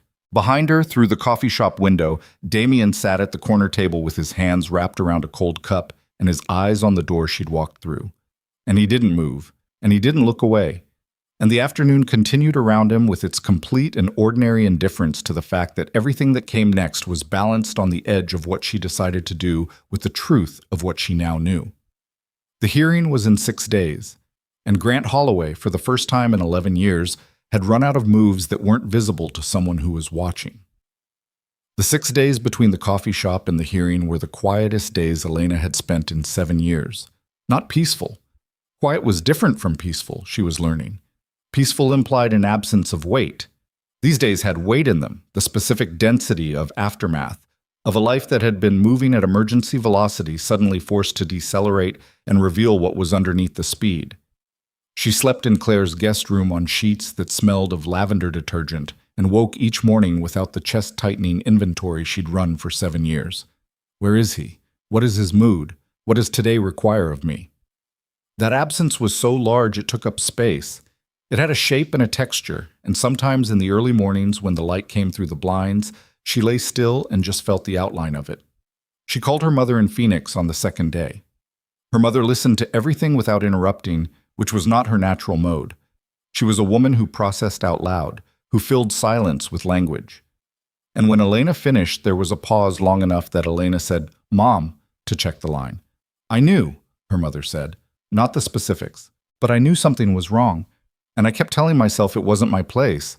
She stopped. "It was my place. It was absolutely my place." "You couldn't have done anything," Elena said. "I could have said it out loud. I could have made you say it out loud before it took 7 years. Her voice was doing something difficult. "That's what I keep thinking about." "Don't," Elena said. "That's his work. Making people doubt what they see, making it seem like saying something out loud would make it worse. He was very good at it. He had a lot of practice before he ever met us." Her mother was quiet for a moment. "Are you eating?" Elena looked at the half-finished toast on Claire's kitchen counter. "Yes." "Are you sleeping?" "Enough." "Tell me what you need." "I need you to not come until after the hearing," Elena said, "and then I need you to come." "Thursday night," her mother said immediately. "I'll book the flight tonight." Elena set the phone down after and sat for a while with the particular warmth of being known in the oldest possible way by the person who had known you before you knew yourself, and felt something in her chest that she identified after a moment as the very beginning of something adjacent to peace. Renata called on the 3rd day with an update that landed like a stone in still water.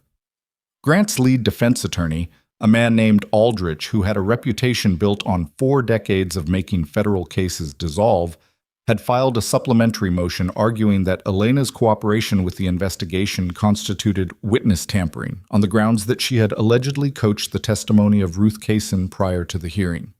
Elena stood in Claire's kitchen and held the phone and felt the specific quality of this particular move. "That's fabricated," she said. "Completely," Renata said. "You have never met or communicated with Ruth Kaysen. Kaysen's own deposition confirms this. But the motion creates a record, and it creates delay, and it signals that Aldrich is willing to go scorched earth on your credibility specifically. He's using me as the pressure point. You are the most vulnerable pressure point available to him right now. The financial documentation is solid. Forsyth's case has multiple independent threads. But you, your history with Damien, your burner phone, your cooperation, those are the things he can make look complicated to a judge who's already wrestling with the case and placement question." Elena poured herself coffee and looked out Claire's kitchen window at the small rectangle of yard below, a patch of grass with a bicycle leaning against the fence, and thought about Aldrich in his office constructing this particular weapon out of her biography. "What does he actually want?" she said. "Not legally. What is Grant trying to achieve?" Renata paused. "I think he's trying to get to you. I think the motion is a message as much as a legal strategy. If he can make the next 6 months about your conduct rather than his, if he can make you feel like defending yourself is more urgent than prosecuting him." "He's trying to exhaust me," Elena said. "Yes. He's been trying to exhaust me for 7 years, Elena said. "It's the same mechanism, different venue." She set the cup down. "What do we file back?" Renata told her. Elena listened, asked 3 questions, approved the approach, and hung up. She finished the coffee.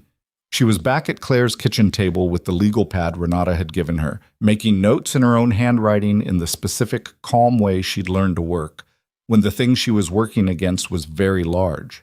By making it smaller, by breaking it into its component parts, by approaching it the way you approach a structure that needs to come down, methodically, with attention to load-bearing elements, without haste. It was the training she'd never used. Architectural thinking applied to her own survival. She thought briefly that there was something almost funny about that. Damien called on the 4th day. She answered. "The hearing's been moved up," he said, Wednesday, 8 a.m. Aldrich filed a request for expedited scheduling, and Forsyth agreed because her team is ready and waiting accelerates the timeline on the criminal proceedings. 2 days, Elena said. 2 days. Renata's prepared. Your testimony request was approved. You'll have 12 minutes at the end of the admissibility argument. The judge is Margaret Calloway. She's been on the federal bench for 19 years and she does not like procedural theater. Meaning, don't perform. Meaning, be exactly what you are and say exactly what you know. She'll cut you off the second she thinks you're working the room. Elena sat with this. "How are you?" she said. A pause. Not a calculating pause. A surprised one, as though the question had come from an unexpected angle. "Managing," he said. "Your license review. When does that happen?" "There's a bar association hearing scheduled for the week after the federal hearing. Separate proceeding, separate panel." He paused.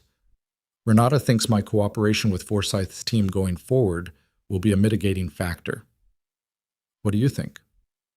"I think I made a decision 14 months ago that I'd make again, and that the panel will find the methodology problematic, and that both of those things are true simultaneously." She thought about that.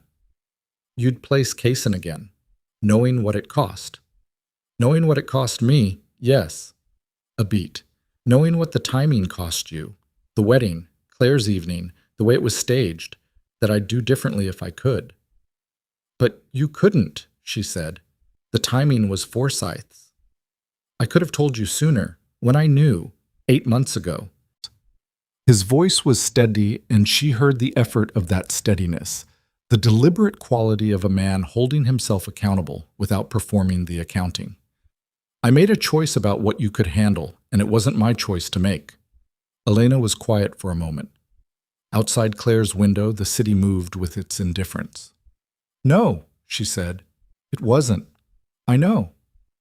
I'm not ready to be past that yet." "I know that too." She held the phone and felt the weight of the conversation and the particular texture of something that was neither forgiveness nor its absence, but the more complicated territory in between, where the person who hurt you also built the door you walked through. Wednesday, she said. I'll be there. I know, he said. The federal courthouse on Wednesday morning was granite and January light. The sky, the flat white of a city that had decided winter thoroughly. Elena arrived at 7:45 with Renata at her side and her mother's hand pressed to her cheek at Claire's door that morning at 6:30.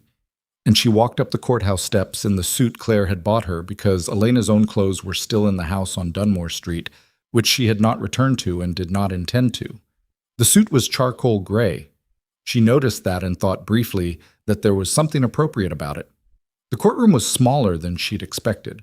Federal hearing rooms often were, stripped of the theatrical scale of trial courtrooms, reduced to the functional minimum of a space where decisions got made. Judge Calloway was already on the bench when Elena entered, reviewing documents with the focused efficiency of someone who had been working since before any of them arrived. Grant was present. He was at the defense table with Aldrich and two associates, and he was wearing the charcoal suit, his charcoal suit, the one from the wedding, or one identical to it, and she wondered if that was intentional and decided it probably was, that every detail of Grant Holloway's appearance in a courtroom was intentional down to the thread count. He looked rested. She gave him that. The man could sleep through his own collapse in a way she had never managed and probably never would. He turned when she entered. Their eyes met across the courtroom. She held it for exactly 3 seconds and then looked away and sat down and did not look at him again. Forsyth was at the government's table with Carver and two attorneys Elena hadn't met. Damien was not in the courtroom. His name was part of what was being argued about. He was evidence rather than participant today, which was its own kind of exposure.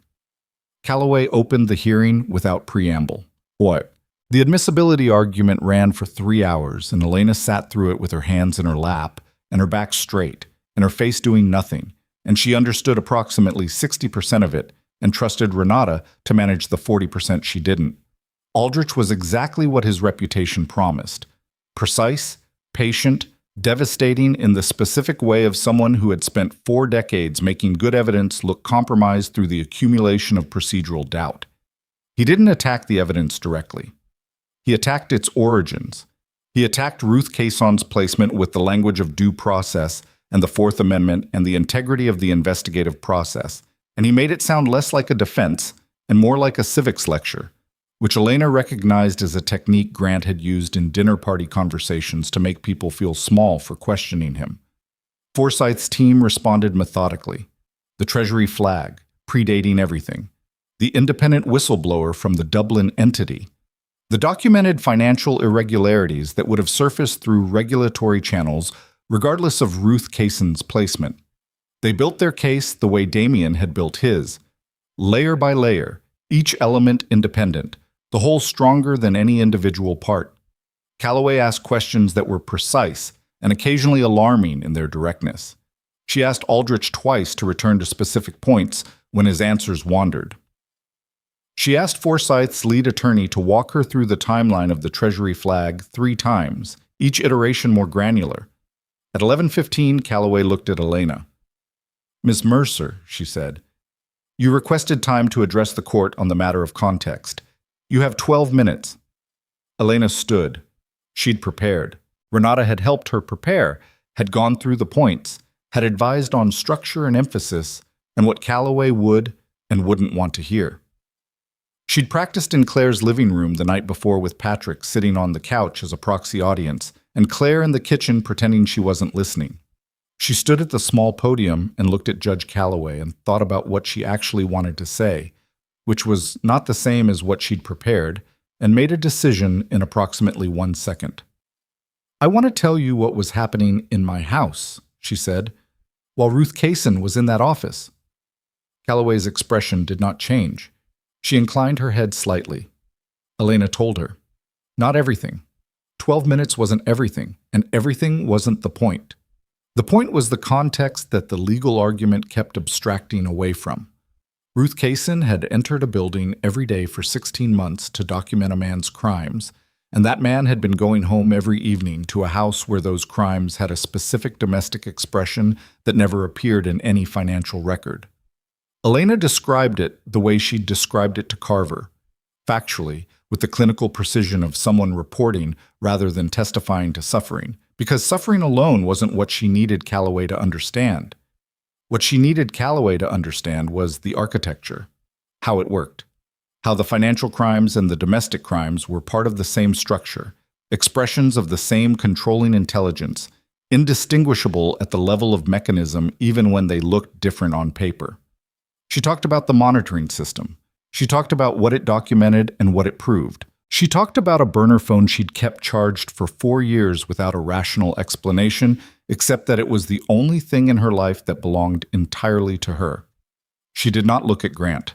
She looked at Judge Calloway and spoke for 11 minutes and 40 seconds and stopped. Calloway made a note, then another. Then she looked up. "Thank you, Miss Mercer," she said. Elena sat down. Renata's hand found her forearm briefly under the table. Calloway issued her ruling at 2:17 that afternoon. The case in placement was found to be procedurally irregular. 2 categories of evidence derived directly and exclusively from Kaysen's access to Holloway and Associates' internal systems were ruled inadmissible. Everything else stood. The Treasury flag, the independent whistleblower testimony, the financial monitoring data, the documentary evidence that had been corroborated through channels independent of Kaysen's placement. The criminal case against Grant Holloway remained intact at its core. In the gallery, Elena heard Aldrich say something quietly to his associates. She couldn't hear the words. She could read the body language, the quality of controlled disappointment that wasn't defeat, but understood it wasn't victory either. Grant turned in his chair and looked at her one more time. She looked back. His face did the thing it had done in the hotel ballroom, the stripped thing, the layer below the performance. She understood it differently now than she had then. It wasn't an ask. It wasn't even directed at her specifically. It was the face of a man who had spent his life believing that the rules that governed other people were navigable for him, who had built an entire architecture on that belief, and who was only now, in this courtroom with his case intact against him and his network dismantled and his assets frozen, beginning to believe that he might have been wrong. She didn't feel sorry for him. She wasn't sure she'd ever feel sorry for him, and she'd stopped expecting herself to. She felt something else, something smaller and truer. The exhausted recognition that he was a man who had chosen this. Every step, every mechanism, every calculated cruelty disguised as protection, and that the distance between who he might have been and who he had chosen to become was a distance he'd traveled entirely on his own. She looked away. She didn't look back again. The trial began 6 weeks later. Elena testified for 2 days. Aldrich cross-examined her for 4 hours on the second day with the focused intensity of someone trying to locate a structural weakness in a building that had been reinforced from the inside. And she answered every question in the same register she'd used since the coffee shop on Harwick Street, direct, factual, without performance. When he tried to make the burner phone into something conspiratorial, she walked the court through every month of the 4 years she'd carried it, with the same flat precision she'd used to describe the dinner party in March of 2022, and when he tried to make her relationship with Damien Moreau into the story, she looked at him and said, "Mr. Aldrich, I hadn't spoken to Damien Moreau in 6 years. I called him from a hotel bathroom after my husband struck me across the face at my sister's wedding. Those are the facts. You can arrange them however you need to." The jury was out for 3 days. Guilty on 11 counts. Elena was in Renata's office when the verdict came through, sitting across from Renata's desk with a cup of tea she'd been holding for 20 minutes without drinking. And when Renata read the message on her phone and looked up, Elena already knew from her face. 11 counts, Renata said. Elena nodded. She set the tea down. She sat very still for a moment and let the verdict exist inside the room without trying to process it or feel about it correctly. The correct feeling didn't come in a specific shape. It came as a kind of settling, like the feeling she'd had when the handcuffs clicked in the ballroom, but deeper and with more permanence behind it. The ballroom had been a beginning. This was something further along. Not an ending exactly. She'd learned enough in the past months to distrust the idea of endings. But a closing. A door that had been banging in the wind for 7 years had finally been shut and latched, and she could stop devoting a portion of her attention to listening for it. "The civil proceedings," Renata said, giving her a moment, and then returning to the work. Because that was what Renata did, and Elena had come to find it genuinely comforting, the way some people found comfort in weather they could predict. The trust property hearing is scheduled for next month.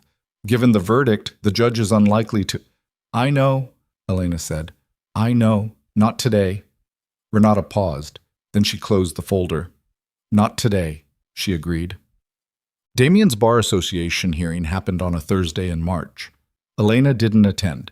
She'd offered, and he'd told her it wasn't necessary. And she'd understood that he meant he didn't want her to see it, and she'd respected that, in the same way he'd eventually learned to respect what she needed to do without managing it for her. They were calibrating, the two of them, the distance and the closeness, learning where the edges of things were. It was slow work and imprecise, and sometimes frustrating, and it was real in a way that she'd had enough of the alternative to value precisely. Renata called her at 4:15. Censure an 18-month probationary period, she said. His license is intact. Elena stood at the window of the apartment she'd leased 3 weeks after the verdict. Small, second floor, a kitchen with actual morning light, and felt the relief move through her, clean and uncomplicated. Thank you, she said. She called Damien. He answered on the third ring, which was different from the 2 rings of the hotel bathroom, and the difference felt significant in a way she didn't try to articulate. I heard, she said. Yeah. His voice was rough at the edges. She recognized the texture of someone who'd been holding something for hours and had just been allowed to set it down. It could have been worse. It could have been worse, she agreed. A pause. Outside her window, a woman was walking a dog with complete absorption, the dog investigating a patch of pavement with the focused interest of someone reading a very good book, and the woman was patient about it in a way that suggested they'd been doing this walk together for a long time. Claire's having people for dinner on Saturday, Elena said. She asked me to ask you. A pause. What did you tell her? He said. I told her I'd ask you. Another pause. Longer. She could hear him in it, not calculating, just present, the way he'd been present at the coffee shop table with his hand open in the space between them. Saturday, he said. Saturday, she said. She hung up and stood at the window a while longer, watching the woman and the dog complete whatever investigation the pavement had required, and then move on together down the street with the easy rhythm of 2 things that had gotten used to each other's pace. The foundation took 8 months to build properly. Elena had learned through the experience of the last year that proper was the only way she wanted to build anything. She worked with 3 attorneys. Renata connected her with 2 others who specialized in the specific intersection of domestic violence, civil litigation, and emergency protective orders, and with a social worker named Faye, who had been doing this work for 22 years and who had the particular quality of someone who had seen the worst of what people do to each other and had not become cynical, but had become very precise about what actually helped and what just looked like helping. The foundation provided 2 things: emergency legal representation and emergency relocation assistance. The first because Elena had learned firsthand that the legal system was navigable with resources and nearly impossible without them. The second because the question of where to go was the thing that kept people inside houses they needed to leave, and the answer to that question required more than a hotline number. She named it without sentimentality, without poetry, the Mercer Foundation for Legal Aid. Her name because her name was the one that came with the story that opened doors, and the story was hers to use now, and she'd decided she was going to use it. She hired Faye as the director of services. She hired a 27-year-old named Marcus, who'd built a case management system for a legal aid nonprofit in Chicago, and who could make databases do things Elena hadn't known databases could do. She rented office space on the 4th floor of a building on Weller Street that had good light and a working elevator and a conference room large enough to meet with clients without making anyone feel like they were in a closet. On the day they opened, she stood in the empty conference room in the morning before anyone else arrived and looked at the table and the chairs and the window and the particular quality of a space that didn't exist yet in the way it was going to exist, that was still becoming what it was meant to be. She thought about the hotel bathroom, the cold water on her wrists, the burner phone at the bottom of the clutch. She thought about 4 words that had felt, in the moment, like surrender, and it turned out to be the only form of courage available to her at the time. She thought about Ruth Kaysen, whom she'd met twice now, once for coffee in November, once at the Foundation's first board meeting, where Ruth sat across the table with the same quality Elena had recognized in their first meeting, which was the quality of someone who had done something frightening for reasons they still believed in and was still waiting to find out what it ultimately cost them. Ruth was consulting now. She'd left the investigative work. She said she wasn't sure what she was going to do next, and Elena recognized that uncertainty as the specific, fragile kind that comes right before a person discovers what they're actually for. She thought about Claire, who had called the morning after the verdict and said nothing for a full minute and then said, "I keep thinking about the photographs at the wedding, how you looked in the photographs." And Elena had said, "Which part?" And Claire had said, "Like you were visiting someone else's life." And Elena had said, "I was." And they'd been quiet together on the phone in the way people are quiet when the truth has been said cleanly and doesn't need addition. She thought about her mother, who was visiting for 2 weeks in May and who had made Elena's guest bed with the ferocity of someone performing a fundamental act of care, and who had sat at Elena's kitchen table every morning and drunk bad coffee and talked about nothing in particular with the specific attentiveness of a woman relearning her daughter. She thought about Damien, not with the complexity of the coffee shop or the weight of the hearing or the careful calibration of 8 months of learning each other's edges again. Just Damien, the specific fact of him. Saturday dinners at Claire's, which had become a habit.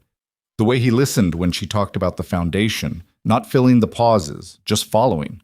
The way she'd found herself one evening in February, telling him about a client's case with the absorption of someone who'd forgotten they were being careful, and looking up to find him watching her with an expression she recognized because she'd seen it across a restaurant table 8 years ago and had looked away then because she couldn't afford it.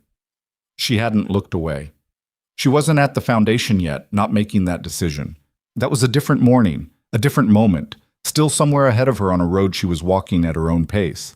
What she was doing now was standing in the conference room of a thing she had built out of the material of the worst years of her life, and noticing that the light was good, and that the elevator worked, and that Faye was going to arrive in 20 minutes and Marcus after her, and that the phone would ring before noon with the first intake call from someone who needed exactly what this room had been built to provide.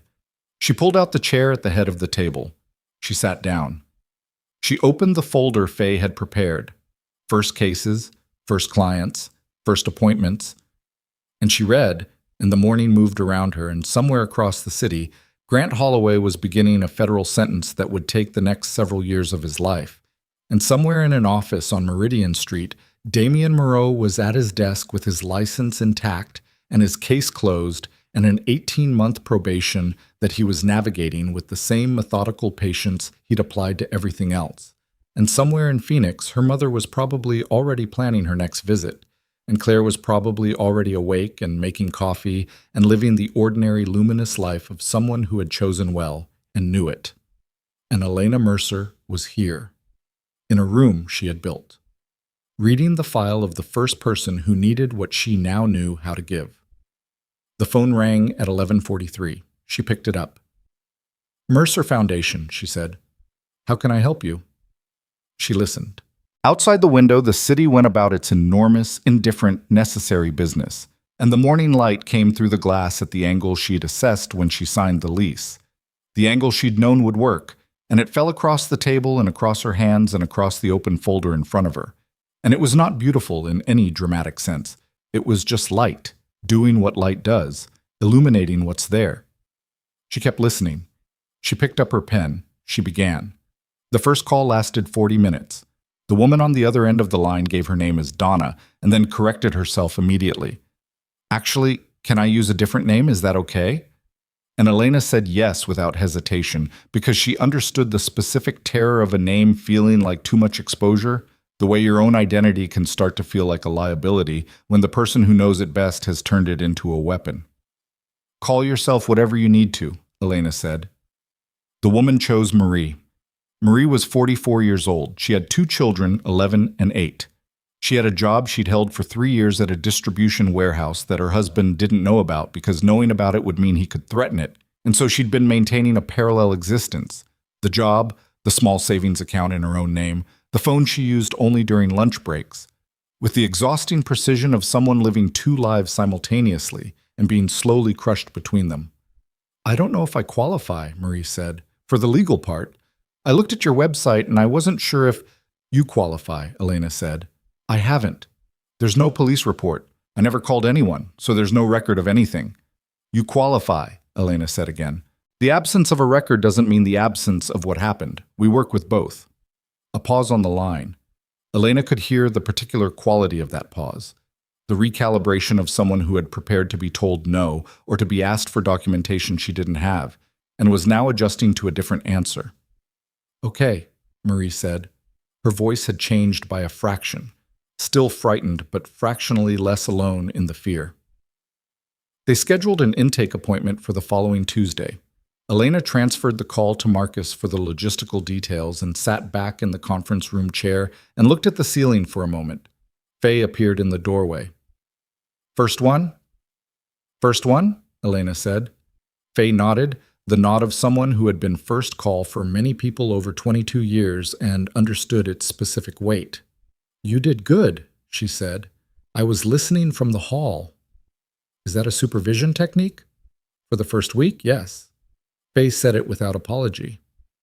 "After that, I'll trust you." She disappeared back into the hallway, and Elena heard her speaking to Marcus about the Tuesday appointment in the brisk, warm shorthand they'd already developed in 3 weeks of working together. Elena looked at the open folder on the table. She thought about Marie on her lunch break with a phone her husband didn't know existed, standing somewhere in a warehouse parking lot, working up to a call she'd probably rehearsed several times before she dialed. She thought about the 11-year-old and the 8-year-old.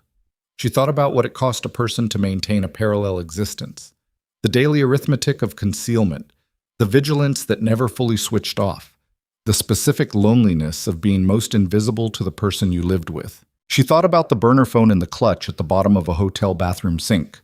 She closed the folder. She opened the next one. Joku check. Damien came by the office on a Wednesday in April, unannounced, with coffee from the place 2 blocks north that Elena had mentioned once, and he had, characteristically, retained. She was in the middle of a document review when Marcus knocked to say someone was in reception, and she came out to find Damien standing by the window with 2 cups, looking at the city below with the expression he wore when he was thinking about something he hadn't decided to say yet. "You could have called," she said. "I was in the building." He turned and offered her the cup. "Renata's firm is on the 7th floor. We had a meeting about the probation compliance documentation." She took the coffee. "How is that going?" "Fine. Tedious. The kind of fine that requires monthly paperwork to prove it's fine." He looked around the office, taking it in with genuine attention, not the polite attention of someone performing interest, but the particular focus of someone who wants to understand how a thing works. "It looks like you," he said. She looked around with him. The good light, the clean lines, the absence of decoration except for a single framed print on the wall near the conference room door that Claire had given her. A print of an architectural drawing, the skeleton of a building rendered in clean blue ink, showing the structure beneath before the surfaces were applied. "What does that mean?" she said. "Functional, intentional, nothing in it that doesn't earn its place." He paused. "I mean it as a compliment." She drank the coffee. It was correct again, the specific order, and she noticed this and decided that being known in small, accurate ways by someone who paid attention was not a thing she was going to resist anymore. She'd spent enough of her life resisting things that weren't actually dangerous. "We had a client cancel this morning," she said. "Appointment was at 9. She called at 8:50 to say she'd decided to give it more time." He was quiet. "Faye says it happens," Elena said. "That some people call back weeks later. Some don't. Some find another way. Some—" She stopped. She looked at the coffee cup. "We can't be the thing that works for everyone. I know that. I'm working on knowing that." "You've been open 3 weeks," he said. "I know. Give yourself more than 3 weeks before you decide what you can't fix." "I'm not trying to fix everything." She looked up at him. "I'm trying to fix the thing I know how to fix. The legal piece, the place to go, the call that gets answered." She paused. "The rest of it is above my capacity, and I've made my peace with that." He studied her. "You have, haven't you?" I'm getting there. He nodded slowly. They stood at the window with their coffee and the city below doing its thing, and the silence between them was the kind of silence she'd learned to distinguish now. Not loaded, not managed, not the silence of someone storing something for later deployment.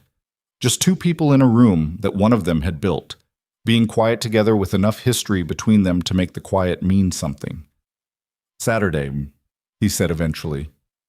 Claire's making that pasta thing again. She makes it every week now. Patrick requested it, and she can't say no to him for anything. It's good pasta. It's very good pasta, Elena agreed. He looked at her, and she looked at him, and there was a moment, the kind of moment she'd learned not to rush past or manage or evaluate before it had finished being what it was. And then Damien set his empty cup on the windowsill and said, I should let you get back to it. You should, she said. He moved toward the door. She watched him go with the ease of someone who had learned that watching someone leave didn't always mean losing them, that departure and distance were not the same as absence, that some people came back. Damien, she said. He turned. Thank you for the coffee, she said. Come back sometime. Something in his face opened, brief and unguarded, the expression she'd been learning to recognize as the one that belonged only to him in moments when he'd stopped managing how he appeared and was simply present. Then it settled into something quieter and warmer. I'll come back, he said. He left. Elena stood at the window with her coffee and watched the street below without watching it, her eyes on the movement of people and cars and the ordinary machinery of an ordinary Wednesday, her mind somewhere quieter and more internal than she'd had access to in a very long time. She thought about the first morning she'd woken up in Claire's guest room and felt the shape of the absent inventory. The checking. Where is he? What is his mood? What does today require? 7 years of that every morning, the tax on consciousness before the day had even started. She felt for it now, as a kind of test. It wasn't there. What was there instead was simpler and considerably less structured. The awareness that Marie had a Tuesday appointment, that the filing cabinet in her office still needed to be organized, that Faye had suggested a partnership with a shelter on the east side that Elena wanted to follow up on, that Saturday was pasta at Claire's and Damien would be there, that her mother was coming in May, that the light in this office at 11 in the morning on an April Wednesday was exactly what she'd assessed when she signed the lease. She went back to her desk. She opened the folder. Outside, the city moved the way cities move, without narrative, without resolution, without concern for the people inside it who were in the middle of becoming whoever they were going to be next.